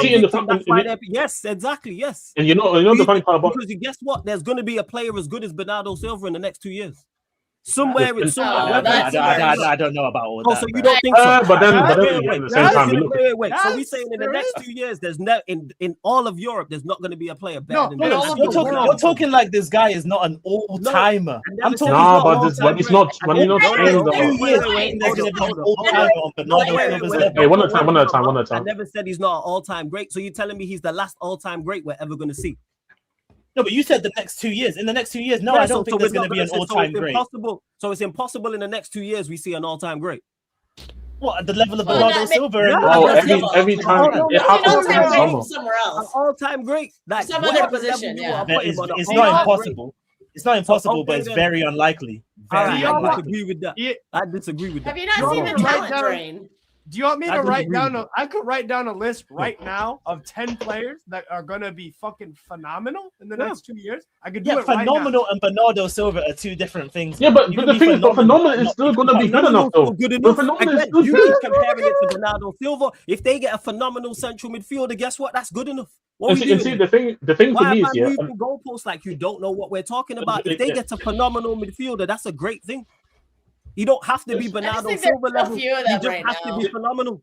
I don't understand. Tell me you don't want phenomenal There's a lot that could be with better coaching, but again, I said this coach, this manager did not want to coach anybody. I'll skip it then. I'll go down to it. He wanted ready-made players and wanted to just bounce. I'll say it. All right, he's not going to be the level of Bernardo Silva. Will there be midfielders that come out in Europe in the next 2 years that are phenomenal? Is there going to be great midfielders? Okay, then. So go find me great then. Go find me great then. I don't know why we again, and also you have to convince a club to sell those players too. Sometimes they don't want to. Go find great. Yeah, but this is why you have Neves. They don't want to. You know what's they're crazy? At their clubs now. Those clubs are not going to sell them. You know what's crazy? Bernardo Silva even better than the midfielders they had before him. So what are we talking about here? But he's still good enough. He ain't better than David Silva. He ain't better than Yaya Toure. What are we talking about here? He's in that echelon now, though. No, he's not there. No. It's not about being in the echelon. That's not what we're talking about. We're talking level. You're comparing all-time legends to... Okay, then. So this is my point. So go and find me the next one then. See how that works out. Bernardo Silva's not as good as the last lot. He's not David Silva. He's not Yaya Toure, but he's still good enough. This is where the eras are divided, though. He's like... I can literally only think of like one or two players. But Kels, you're not a professional scout. I know a lot of players. Exactly. I'm not a professional scout. But this is the thing as well for me. I feel like also the conversation is, for me personally, it's not that why does it have to be? They have to find the next Bernardo Silva. They have to find the next Bernardinho. They have to find the next KD. Don't get it twisted. Oh no, see, Pep is not there, and Pep is not there anymore. Right? For me, instead of chasing something with the manager that is not even the same manager for me, why don't you just maybe try and build something new, which is similar but different, with players in this era right now who are considered some of the better by the time they play for City. It's not that. It's not that's what will happen now because Pep didn't want to do that. Pep did not want to do that. Pep is now gone, so the next manager will do that. It'll form a new identity, but I think the structure will still kind of be the same. It's still going to be a possession-based team that plays four at the back. We're not going to suddenly turn into a team that is three at the back and all that stuff. I don't know why it's such a foreign concept. No, don't go and get Bernardo, because Bernardo, like I keep saying, Bernardo Silva's not as good as the ones before him, but was good enough. Yes, go and find me great. You don't have to be Bernardo Silva. Go find me great. Go find me world class. So those players don't move as often as you think they do. Ruben Diaz ain't Vincent Kompany. But he's been more than good enough. What are we talking about? Like, what are we doing here? Actually, I go one further. John Stones ain't Vincent Kompany and Ruben Diaz ain't John Stones, but they all worked out. Why? Because they're all of a quality. Yeah. Go and find me quality. I don't know why. I think we found a Stones profile replacement too. So no, I think you can find it, but I don't think he's bad. Like, but even then, no, I don't mean Husanov. I mean Vardiol. I think Vardiol has the same skill set as Stones. I don't think he's Stones level though, but I think he's very good and can be successful. Do I think he's as good as Stones right now? No, I don't think he's as good as. But Stones wasn't as good as he was at that age either. Exactly. Remember, it took Stones years. No, so this is one. Bro, is Elise as good as is Elise as good as Arjen Robben? No, but that's fine. Ryan's still good. Is Harry Kane as good as Lewandowski? Is Harry Kane as good as Lewandowski? No. He's not. It's Lewandowski. Same way when Kvaratskhelia gets to the end of his reign at PSG. He's got an agenda. The next left winger is probably not going to be Kvaratskhelia. Probably not going to be that good. But he can still be other level. His brother's quite good. And then their left winger before Kvaratskhelia was fucking Neymar. Yeah, the talent. I mean, they have the quality of wingers right now is not very good. Yeah, that just made me realize just how bad the talent pool is. The quality of wingers that clubs waste money on. And guess what? Steve, you can dance around. There is no Neymar.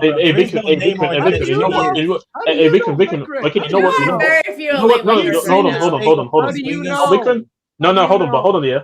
But Vicky, okay, cool. You're right. The talent pool is nowhere near the same. And get the best of this talent pool right now. Then it's that simple. That's what I'm saying. It's not rocket science. Go get great. Don't yeah, go but and that's get the thing that like this great talent pool. It's like, ugh. No, Yeah, there's not that many great players right now. I'm not paid. Isn't as good, but this is your job to go and find ones. This is the. Well, there's so few of them. The teams don't want to sell them. I disagree with that. I disagree. Kels, I have a great example of how to put this. Me, you, Flawless, and Vikrant are at a fucking bar. Yeah, we're at a bar. Usually at the bar, there are 9.5 out of 10 regularly. Okay. And I tell me and Flawless say to Kels, hey, get one of us one of the 8s. They're not 9.5s today. Yeah, not the Piranhas out. But I need you, Kels, to get the best one for me and the best one for Flawless. It doesn't matter if they're 5 out of 10 girls or 6 out of 10 girls, or if they're 9.5s. The point is, find the best out of the bunch of girls. I get what he's saying, Steve. Here, yeah. he's saying. I know, but again, there's so few of them. Those teams don't want to sell. And also, some of these players, let's be real. I disagree with the reason they're performing is because they're not in the Prem. Luis Diaz was not this good in the Premier League. He goes to the Bundesliga with all the space and he blows up. Elise was not this good in the Prem. Hey, listen. Diaz is a Prem champion. Elise was not putting up 50 GNA in the Prem. Get out of here. He wasn't putting up 50 GNA, but it's not about who is putting up 50 GNA. Like, there's very few and far between. Does Elise start for you lot right now? Yes. What are we talking about? He does right now, but he's not putting up 50 GNA. He's probably putting up, I'm going to say it, he'll probably put up, I would say, maximum 22 We're not GNA looking for 50. I go one further. You know what? Because we saw it. We saw it at Crystal Palace. He never put up big-ass numbers like this. Your team is better than Crystal Palace. We're not looking at 50. There's no space in the Prem. If you have Elise, wait, Kels, if you have Elise this season, you lot win the league. What are we talking about? Yes. Dude, if Phil Foden had not been benched the second half of the season, we win the league. We had the maybe, players on our squad. Our manager wouldn't play them. I'll be honest. We could have fucking won the league with Morgan Gibbs White in the middle. No, we wouldn't have won the league with Morgan Gibbs White. Yes, we would have. Absolutely. Morgan Gibbs White. Now you lost me. He's the difference in a couple of these games. You drop stupid points in. I wish he was going to say Rodgers. He said Gibbs. You know how when me and you do Man City watch-alongs and you scream every time Marmouche or Semenyo's first touch is terrible? You would do that with Gibbs White over and over and over. I rate Gibbs White. Well, guess what? The middle of our pitch wouldn't have been a wide open free for all. If we had somebody tough who could actually hold a presence in the middle. Yeah, but your physical midfielder without a first touch is kind of pointless. He can at least stop people from running past him. He doesn't need a first touch for that. Andy? Yes. Andy? Yeah, also, I think who was doing that in our midfield? Nobody. Bernardo wasn't fucking stopping anybody. They were waving at him like the Flash when they were running past him. Like, I think the Turkey thing's legit. Yeah, that's a good point from Spurs in the chat. If he had just fucking stopped benching Turkey, I don't know why he just kept benching him. Like, we needed chance creation. He kept benching him to put Bernardo Silva in for I don't know what the fuck he was offering. Yeah, but the manager conversation is different. We talking talent. You're talking about talent not getting in the side. That's the point that we're making right now. We had the talent. We didn't play him. That's not on the talent. That's not the talent's fault. It's the manager's fault for not playing him. We're not blaming the talent. What we're saying is that you're telling me the talent's not there, Kels, and the talent's there. It just happens. The talent's not there.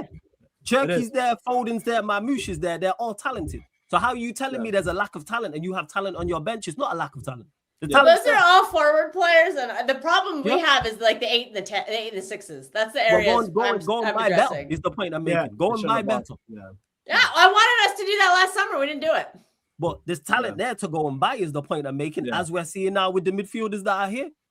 Yeah. All the midfielders who are not available. Some of the midfielders who are available now are available back then. Yeah. Last summer, 12 months ago, Wharton was available 12 months ago. Go buy him. Yeah. Everyone has their price. Everyone has their price. Bruno G was there last season. Tonali was there last season. I think that's a big mistake. Not paying the $100 million 2 seasons. In 2024, pay the release clause, get Bruno G.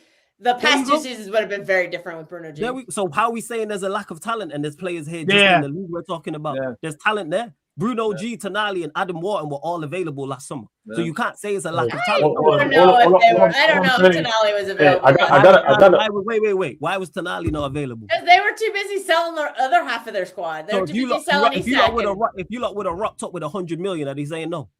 Well, I don't think our board valued him at 100 million. No, that's not what it is. That's not what it is. If you lot would have if you lot would have rocked up 100 million to Newcastle, are they saying no?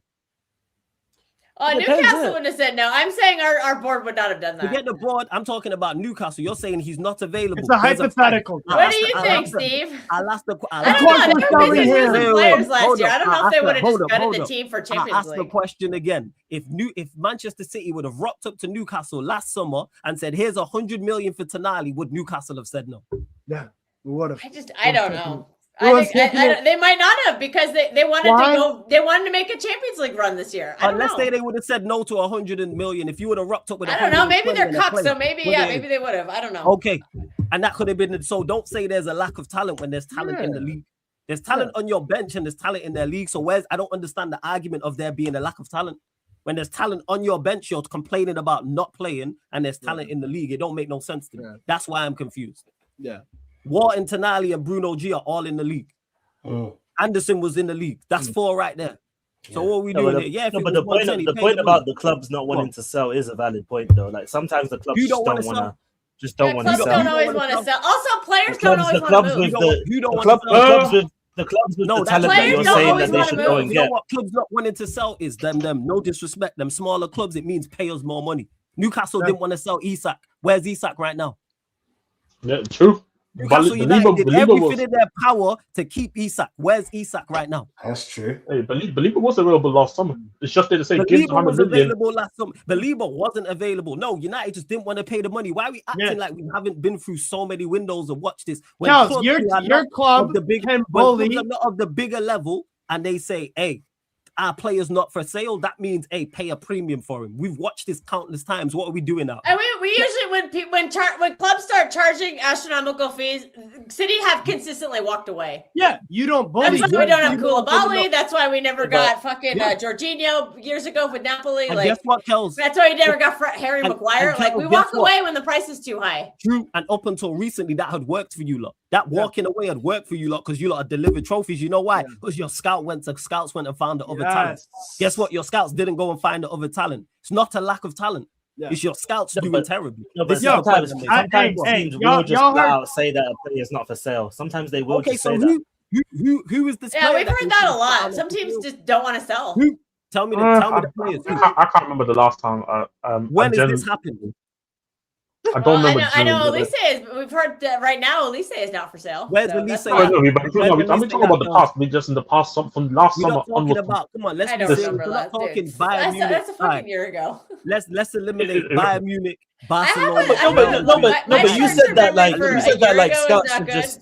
I remember everything 20 years ago. All right, so let me just clarify when I say this. Yes, when it's the top clubs, yes, they will say a player's not for sale. I'm not talking Manchester United, Chelsea, Arsenal, City, Barcelona, Real Madrid, Bayern Munich, PSG. Eliminate those. I'm talking your Europa League top 4. I'm talking the lower. Newcastle, yes, like what we doing out here? Real Betis. What's going on here? Yes, of course. My brain is not remembering that. Sorry. Exactly, because there's not many examples of them. Yeah, if Real Madrid say a player's not for sale, it's different than Bournemouth saying a player's not for sale. Come on, what are we doing here? There's a huge difference. Then Real Madrid saying, hey, Camavinga's not available, and Camavinga being at Brighton and Brighton saying Camavinga's not available. We know these teams have a price. They just say no, it means pay a premium. It's never, I can't say never. It rarely happens where one of them lesser profile clubs say no and the player doesn't move. No, it's a big price. Isak said that. Newcastle said that about Isak. So why is he in Merseyside? Because you know why? Liverpool played the premium. If you don't want to pay the premium, cool. I think Forest are an example where they will just charge ridiculous, like so that they know that people aren't going to pay it. Yeah, but that's their way of like stopping it from happening. They'll just make sure that it's a price that people can't pay. But you know what it is, though. Wait, hold up. Before you go, Jets, Kels is there saying he's better than Chouameni, so someone gonna pay the price then. Pay the premium. Yeah. If he's that good, 100 better than Chouameni. When they deliberately try and price you out of it, that's different to like. Of course, he's also gonna have a. But this is the thing, though. Before you go, just one more thing. That's Nottingham Forest's job because it's what's in the best interest of Nottingham Forest. If I know that no one is I am going to charge a premium for it and hope someone pays it because they know that no one's going to pay that. That's my point. That's how they. But this is the thing, though. But and the funny part is this has been happening in football for years. Maybe not at this extent of price tag where we say 120 million for Elliot Anderson, for example. But I remember times where players, even for 80 clubs, were overpricing these guys because clubs weren't willing to pay for these players. So you have to move on. But it's way less money, 80 million. So it's very simple. If you really want a player that badly, go and pay the money. Yeah. And if you don't believe that you aren't willing to pay the money, which is fair, right? 120 million is very alternative. Exactly. Find an alternative. Again, we go back to the start. We're going back to the start of the conversation where we said these guys getting paid so much money to go and do their job. I don't understand how. Difficult is to understand personally. Yeah. Bro, and you telling me you can't find, no disrespect, you telling me you can't find a midfielder the caliber of Elliot Anderson? Yeah, Elliot's a really no good disrespect. I love Elliot. I mean, is this what you're telling me? Wait, hold up. Let me ask you that, Vikram. Hold up. Let me ask you that, Vikram. You don't think the scouts can find a player a caliber of Elliot Anderson? Bro, that's Anderson. When I said that, I was talking about Bernardo over Rodri and Kevin De Bruyne. Anderson as the example. No, Vikram, we ain't doing that because you use him as the example. So I'm going to use him as the example. So my point was again, but my point was that they priced them out. Okay, so they priced out Elliot Anderson. So back to my point, I'm saying, Vikram, is if you go and approach Nottingham Forest for Elliot Anderson and it's 120 million and you don't want to pay that, do you believe the scouts can find another Elliot Anderson? Yeah, because I don't think he's that good. No, but I don't think he's that good. Okay, so I don't think he's that good. I don't think he's that good. I was talking about elite players. I was talking about elite players. I don't think he's elite. But this is the thing. We're necessarily talking about elite. We're talking about just good players. We're talking about talent. This is where this stems from. We're talking about talented individuals. You know the ironic part. About this all is here. Whether you think he's great, whether you think he's elite, whether you think he's world class is not what I'm talking about. He's a talent. We're talking about talented individuals. So that's why I asked you specifically, because you spoke about Elliot Anderson. So I'm using your example. You know the ironic part. They're gonna price out Elliot Anderson. So I'm saying to you, can you go and find another Elliot Anderson? You're saying, can you find another Alex Scott? Yes, Alex Scott. They got from Bristol City. Like what we talking about here? Like there's so many examples of talent. Don't tell me it's a lack of talent. The talent is out there. Is the pool smaller? Yes. Can I say as well? Which is so right because most of us will sit here. We don't rate the Arsenal team, but yet Arsenal won the Premier League and they went to a Champions League final, and they are considered. Hey, don't see enough. You're gonna smile at me saying this, but I'm right. But the ironic part, this is the ironic part. We all say we don't rate this Arsenal team. Arsenal team is dead year, yet they're still considered one of the best teams in Europe. So you tell them you can't find talent that we all don't say we rate at the Arsenal team and say they can be as equal as good as the Arsenal team, which the Arsenal team that consistently gets into the latter stages of the Champions League and competing for the title. You tell them you can't find talent in this world. They can at least get consistently. It's been like 2 years. That's the globe. They've been there consistently. So we're not saying they've been here consistently. They've been there consistently. They finished third twice in a row and finished third. So they've been consistent. They made last this year. I feel like hold on. They've been here this year. You need at least 5 years for me. Sorry. You can argue about the lack of the draw, right? But it happens, right? They made the final. Last year they were in the semi-final, and this year before they were in the quarters or semis. So they've been consistently in the latter stages of the competition, and then they've been competing for the title. No. I'm sorry. Sorry. But we all saying that we don't rate the Arsenal team. We all say we don't rate the Arsenal. We all say we don't rate the Arsenal team, yet they are consistently there. You tell me you can't find a talent that's at least as equal as the Arsenal team. This is what you're trying to tell me, basically. Wait, which player are you talking about?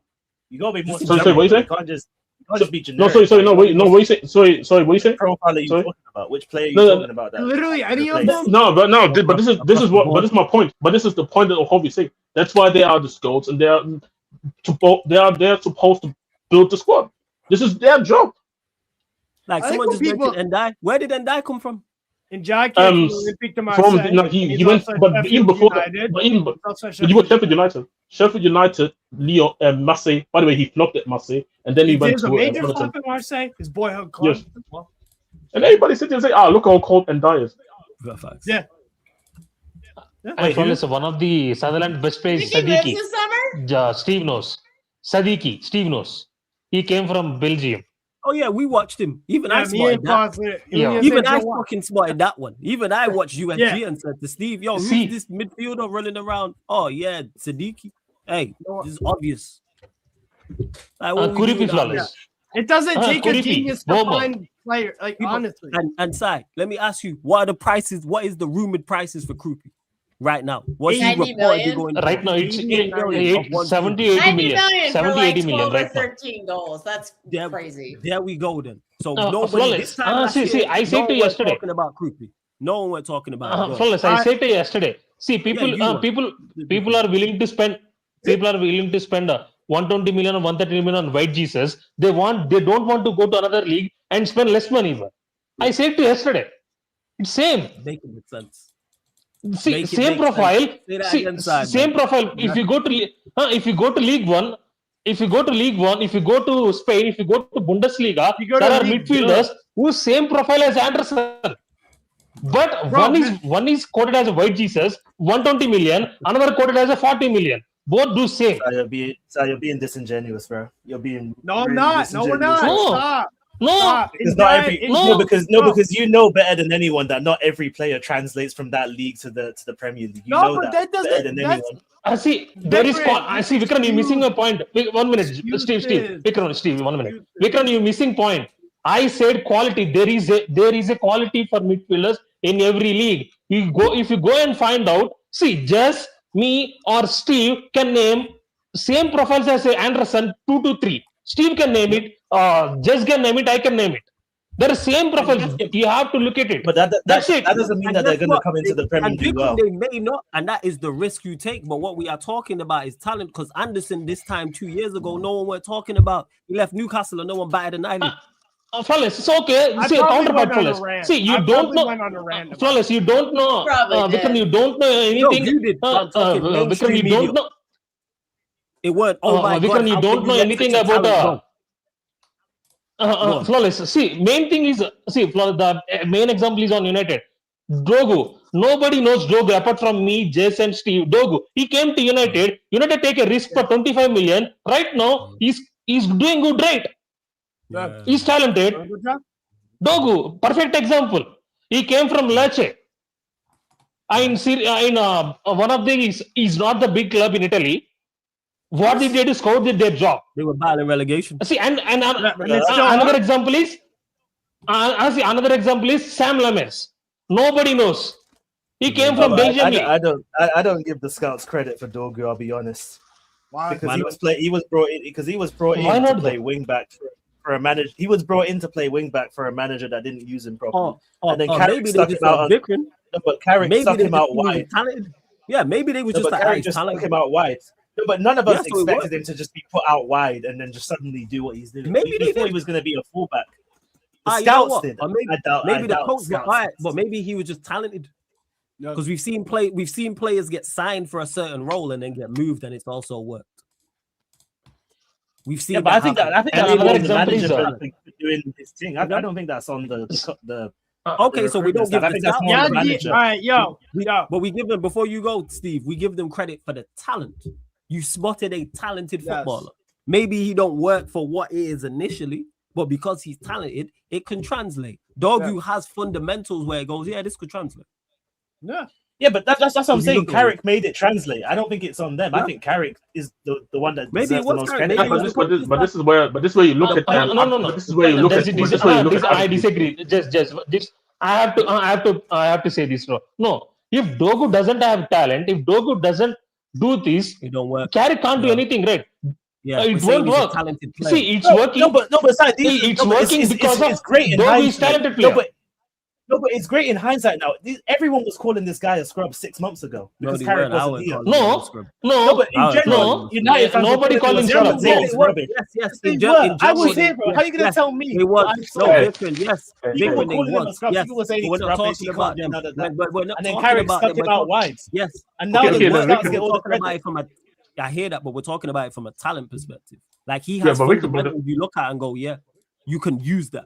You can watch Dogu one time. They're only getting credit. No, but my point is they're only getting credit now because of the manager. Because when they brought him in, everyone was saying he's rubbish. You said okay, cool. You know what? You said that 6 months, not too long ago, everybody was calling Dogu's crap. Aren't people calling Bruno Fernandes the greatest number 10 of all time or some shit? Yeah, but I disagree with that as well. Anybody Exactly. People say all the shit. You have to get used to this. People overlook this. You have to I overlook it. Probably. Like you have to adapt into the league. Granted, so that's why I will give them credit. I think you have to adapt. I think you have to adapt into anything, bro. I use this example as like a complete reversal. Andrea Pirlo didn't adapt to MLS, not because he wasn't a brilliant footballer at Juve and in Milan and with the Italian national team and stuff, because he didn't adapt to NYCFC because he couldn't find a reason to care. He's struggling with the life in New York and stuff. That's why Lampard, same thing. He didn't really give a fuck, and the adaptations were new, and the way that they were doing things was new. Bro, adaptation. You have to adapt to your new surroundings. Whether you're going from Vancouver to Whitecaps to Bayern, like Alphonso Davies did, or if it's the other way around. If you're going from a big team to a little team, it's all about adapting. It's a human thing we all have to do. So it's not specific to this league. This league is nothing special or outstanding compared to the other ones. Things here and there, mainly money. But the adaptation, that comes with anything. What happens and you move stuff because it's bad that you mentioned Pirlo because Pirlo was a prime example of that. Because obviously he ended up moving and becoming a deep line playmaker when he's one of the best we've ever seen. Yeah, he adapted. So yeah, I hear in regards to it. But yeah, there's talent out there. Like I said, is the pool smaller? I agree with that. Yes, I think the pool is smaller, but hey, it's the pool. The pool is the pool smaller? Yeah, I would say so.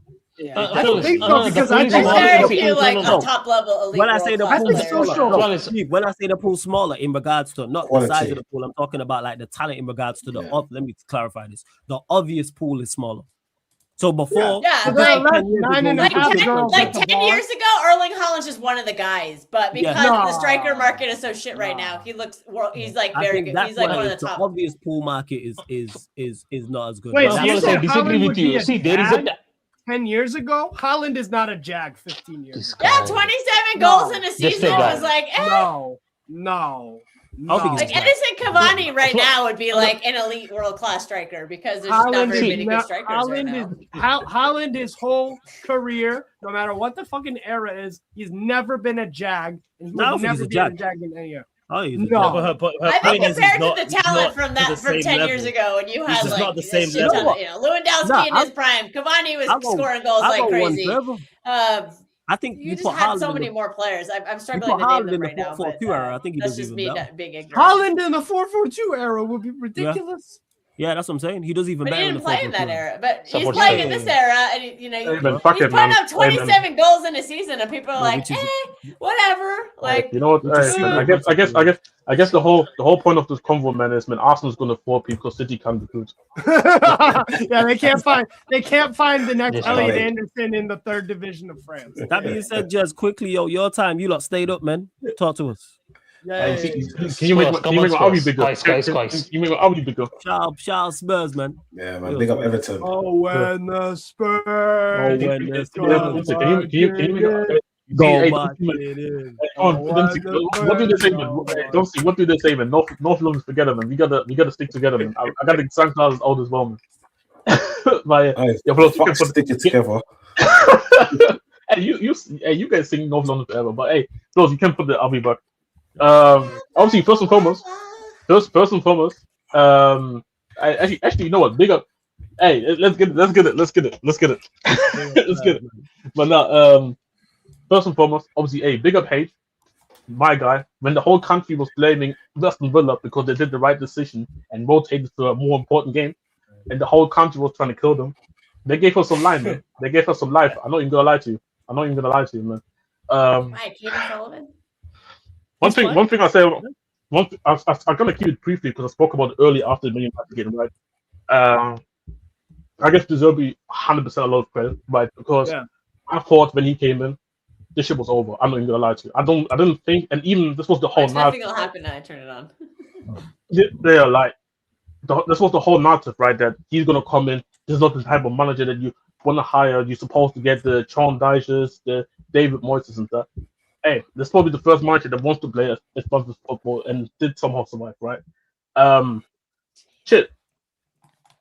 All I gotta say is, man, we gotta do a lot of work, man. I'll be honest. I'm just glad that I don't have to talk about last season no more, unless somebody asks me legit a question about it. I know if these guys gotta go. Actually, by the way, you got a lot of bums on your team. By the way, funny enough, they actually forced Romero to come back to London. They actually forced him back to come back. Yeah, so he was actually was he injured? Like no. What happened? Yeah, he was injured. Go on, Jess. Go. Yeah. So basically, he was injured, yes, but he flew to Argentina because he wanted to watch his boyhood club to play in a game which could have been the championship. Yeah. Yes, knowing that he's the captain, right? And so he decided to go there instead of be here in the game where we knew we had to win. And everybody, you don't want to fuck up the vibe and shit like that. He decided to do that. Whole Spurs Twitter's on his case. The club made him come back.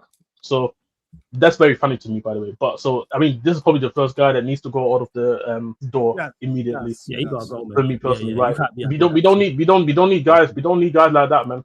And like the one thing I say about, and I feel like this is a thing for every football club and every sport institution, is that you need to have a culture that everybody is like locked in from upstairs to all the way to the youth level. Yes. And you don't have that at Spurs. At least you used to have that, but not for a very long time. You didn't have it no more. So I feel like with the last 2 seasons, with how shit had went, if those last 2 seasons have not teach you anything, then at this point I can't even look at the managers, which I haven't done for years now. Well, I still blame managers. They had like 4 managers. I still blame managers. Literally, they had 4 managers. But the reality is, who should take all the responsibility is the club. At the end of the day, even the players. I look at the players and say, yes, you guys take responsibility, because how come you guys only started playing when Zerbi came in? Because I think in the last 10 games, we only lost 1 game, which was Chelsea, 2 games, and we won all the rest of our matches. So considering the fact, I think nobody thought this was going to happen when he came in. So this is where you start questioning yourself. Why couldn't you guys do that under Tudor? Why couldn't you guys do that under Frank? So of course they take the blame, but at the end of the day, the whole responsibility goes towards the football club. I personally need to see people sacked, but I know it's not going to happen because they're already trying to do this whole finesse shit. They're going to come up with apologies. They're going to come up with PR, and they're going to sit here and say, "We can't believe this shit happened this year. We're going to try and better us next season." I don't believe none of that. And only how they move in the summer will really determine where we're going to finish in the Premier League next season, personally. So I still think, best case now, we could probably finish, depending on the summer, top half. But top half means even 10th, 9th and shit. So, which I would take. Actually, I got something that's going to probably piss you off.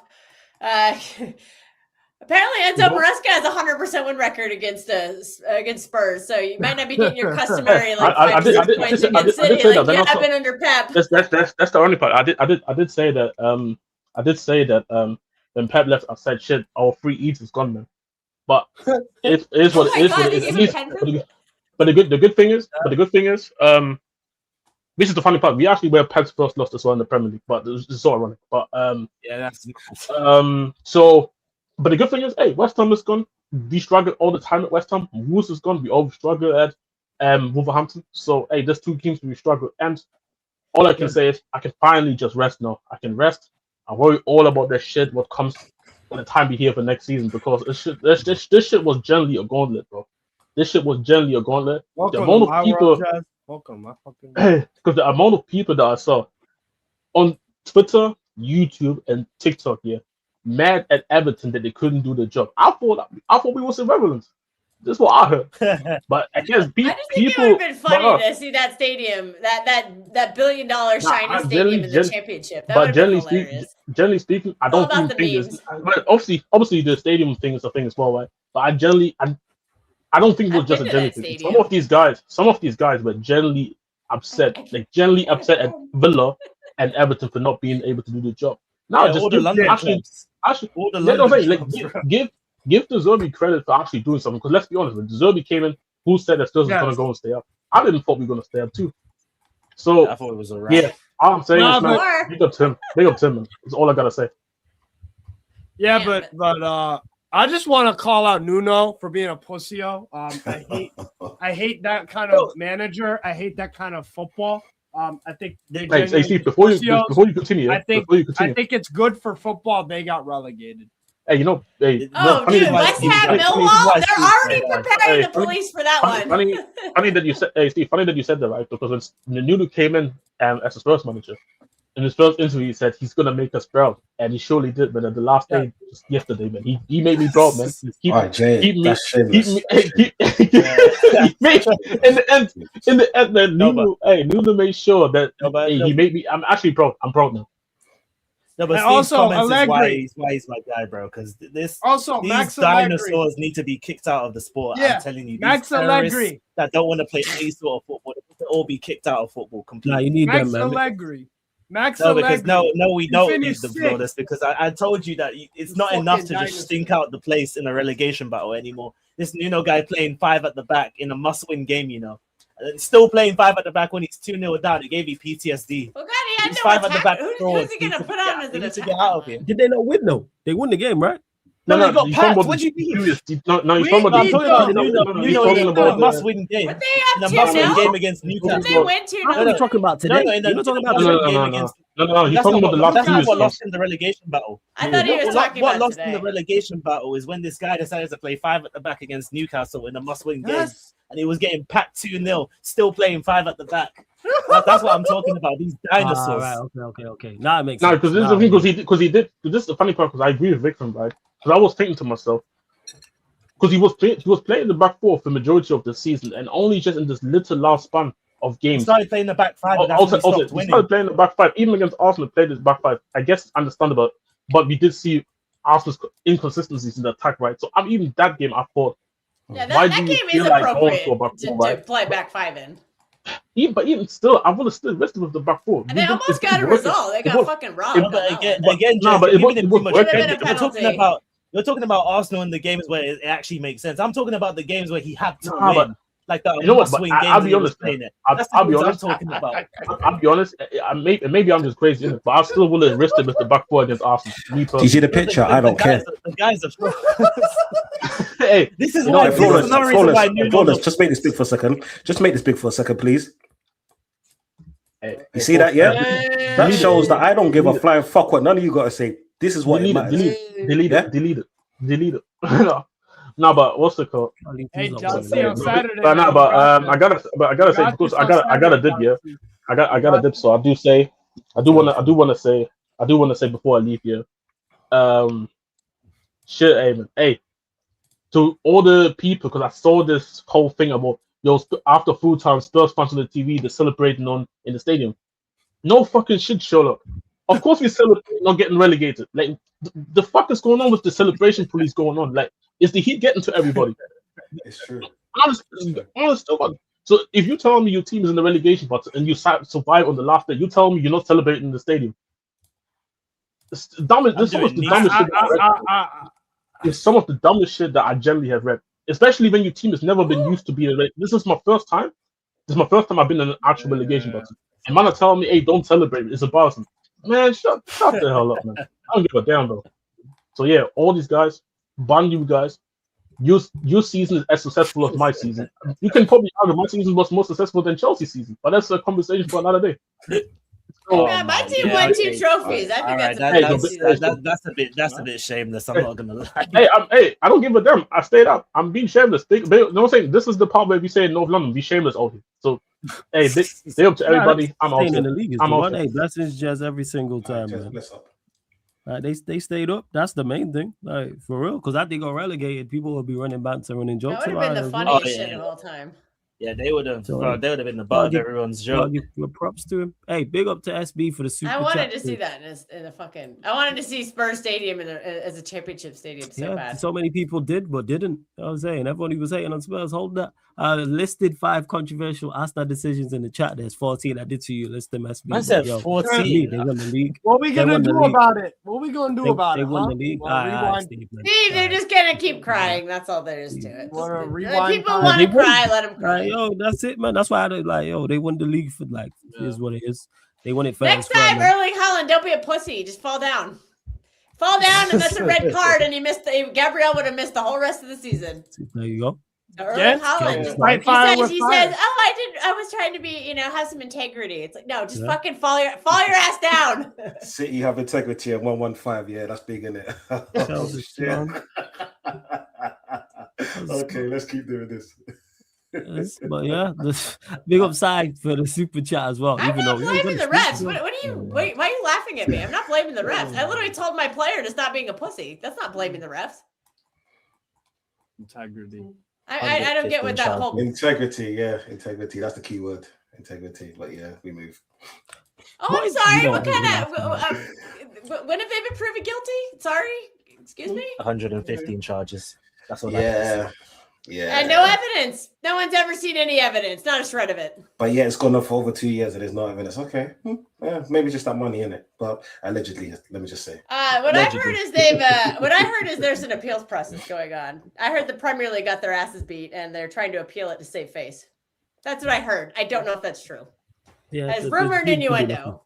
Well, like I just want to hear like, all right, the verdict is on such and such a date, and then it happens because I don't think anything happens to City. Yes. As much as I would love it to happen to City, like see them get relegated to like League Two, nothing happening to them. They got too much money. We all know that. Nothing's too much bread. And the problem has no evidence, so that's also part of it. You have to have evidence.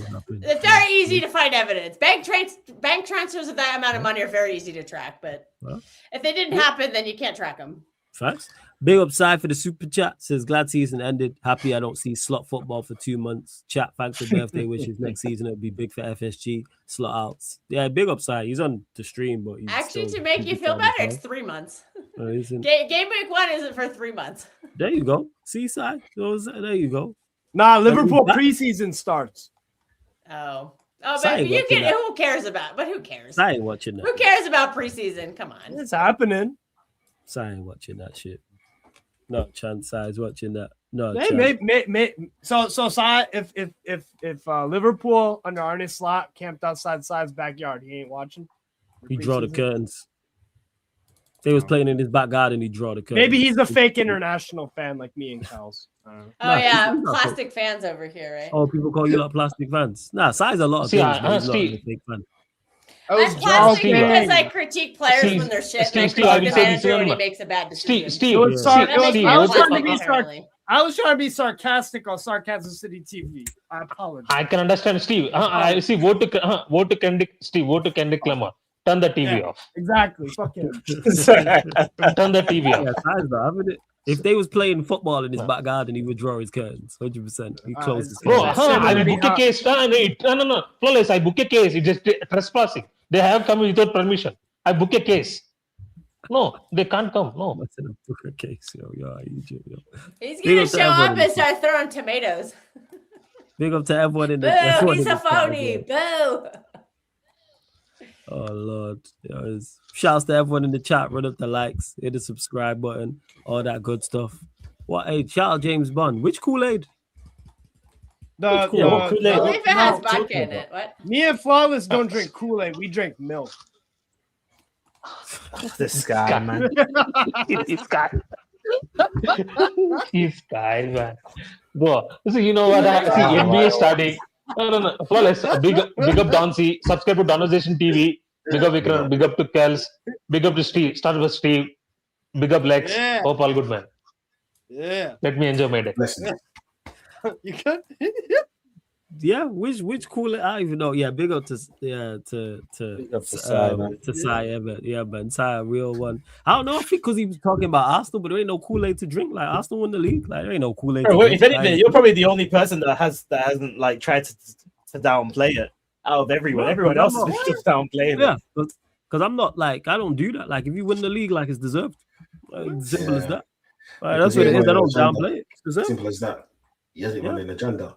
Like people keep, an agenda. PMOL that referee.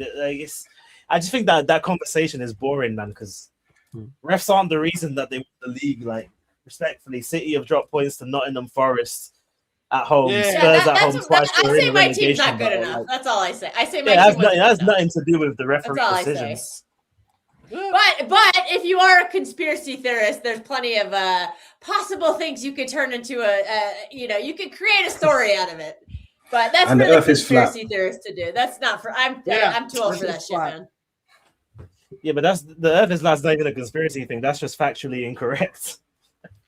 Again, trust me, people who are conspiracy theorists can make they'll make conspiracy, and then there's conspiracy, and then there's actual factual evidence that you can't dispute. It's only the best thing I've ever heard in my life. It's only a conspiracy until it's proven true. Oh, you know what? There's plenty of people who are going to waste the summer trying to piece it all together. That's at least the case in America. You know how many things Alex Jones has said about this fucking country? You know what I'm saying? Yeah, Major Reds. What kind of milk? What kind of milk? Strawberry milk, regular milk, 2%. The best kind of milk is raw milk. No. Okay. This is ridiculous. This has got left. I had some raw milk this morning. I ain't dropped dead yet. Hey, do your thing, man. You know what I'm saying? I'll leave that to you. Do your thing. Hey, Floss, do you go raw milk or not? Wait, what did you just say? What did you just ask me, yo? Do you want to say that again, my friend? What did you just ask me, Steve? What did you just ask me, brother? Do you go raw on milk too? No, I don't. No. You don't go in raw? Phrase, or should we say pause? No. This is definitely not a pause. Oh my God! There's somebody dressed up as the Pink Ranger in the Miami Philly game. There's a grown man dressed up as the Pink Ranger. Well, I've seen people in all kinds of costumes, and I had to question. He probably drank too much milk. I was gonna say something beginning with a P, but I'm not gonna say it because it's not good for the channel. Say it in the private chat so it doesn't demonetize the stream. All right, people, we just keeping it stepping, yo. Hey, you lot, run up the likes, hit the subscribe button. You rated? Hey, before we carry on, big up to I forgot to do it earlier. Big up Mike's for the raid because Mike's rated. Shout out to GVO Mike's. I know Mike's is going through it. I feel for Mike's. Obviously, relegation is not nice whatsoever. Yeah. Make sure you subscribe. Support my brother GVO Mike's, man. Make sure you subscribe to my guy GVO. Is that the one we stream with, Steve? As well. Yeah. Oh yeah, he was very nice. You just rated? Was it Casually? Hey, big up Casually FC. That's Marshall. Marshall is going through it, and it's not going to stop for him because he's an American fan. So yeah, you gotta watch the USA at the World Cup. So yeah, big up to Marshall, and they just finished champs. But Marshall, at least you're world champs, man. You got that to fall back on. World champs, and you can't beat fucking Sunderland. They are. Hey, you don't have to say all Sunderland in Europa. Let's go. Beating Sunderland is not for everyone. They're world champions, man. Like we can't take that away from them. They won that shit. Same way Arsenal won the Prem. Same way Sunderland in Europe. You know what I'm saying? Remember, nobody rates the Club World Cup. Allegedly. Bro, Flawless, respectfully, man, they won that trophy before my brother went back to school. They don't rate it. Bro, they won it before my bro went back to school. I hear that, but I did not world champions. Yeah, Man United went out the Carabao Cup before you brought it back. They played LAFC, and we're just trying to ignore that. Okay. Are they not world champs? All right, are Chelsea the flop of the season? They can be world champs. They won the certain 10. Are Chelsea the flop of the season? Yeah, two things can be true. No. There's a lot of flops. No. Yes, they are. Yes. No. Flop of the season is Liverpool. Yeah. I could have forget. It has to be Liverpool. Liverpool spent $500 million and got worse. I forgot. You know what, Steve? We forgot about Liverpool being shit. Yeah. Because they've just been that bad. You know what it is, Kels? Because they've been that bad for that long. It's just normal. That's normal. Why, it's a normal. My team bitch slapped him. I think let's see. You beat them home and away. Beat them 3-0. We won at Anfield for the first time in 10 years, and then we absolutely eviscerated them in the cup game too. They were absolute chumps this year. Put up no fight whatsoever. Dog shit. They have flops of the season. How do you spend $500 million and get worse? Or what? Nisla. Yeah, it is Liverpool. That's Chelsea fans. That same question. Yeah, it's you spot on. I can't even clock that. But hey, Steve, shout out your channel. Let them know where they can find you, what you got coming up, all that good stuff.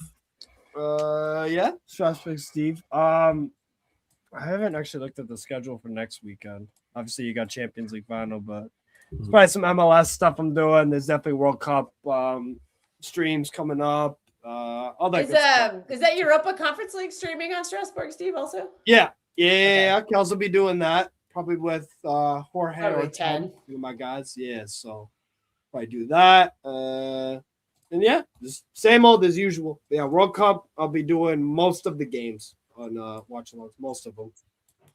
So that'll be fun. There you go. Yeah, hey, is me on? Of course, man. Anytime. You already know. Yeah, man. Dunsey, what you saying? Channel, all that good stuff. We got everyone in the chat, man. Make sure you like and subscribe. And Don. Well, some people call me Donchenko, innit? Yeah, some people call me Don Charles. Yeah, like I think it was CEOs, but let's run with the narrative. Donchenko's your favorite player, man. Fuck, bro. I would never call you Donchenko Charles. No, man. That's bad. No, you call me Donald Charles, innit? You call me Donald Charles. You started this shit off, innit? This is what I'm saying. So that's why I got to blame you, you pussy. I called you Donald Charles for a reason. That was in retaliation to something you said to me. That was mere defense. Mate, you introed me as Donald Charles. What the fuck can I say in the background? You probably said something before that. I keep receipts, just because it might happen a day later or a few days later. Mate, you're too emotional, blood.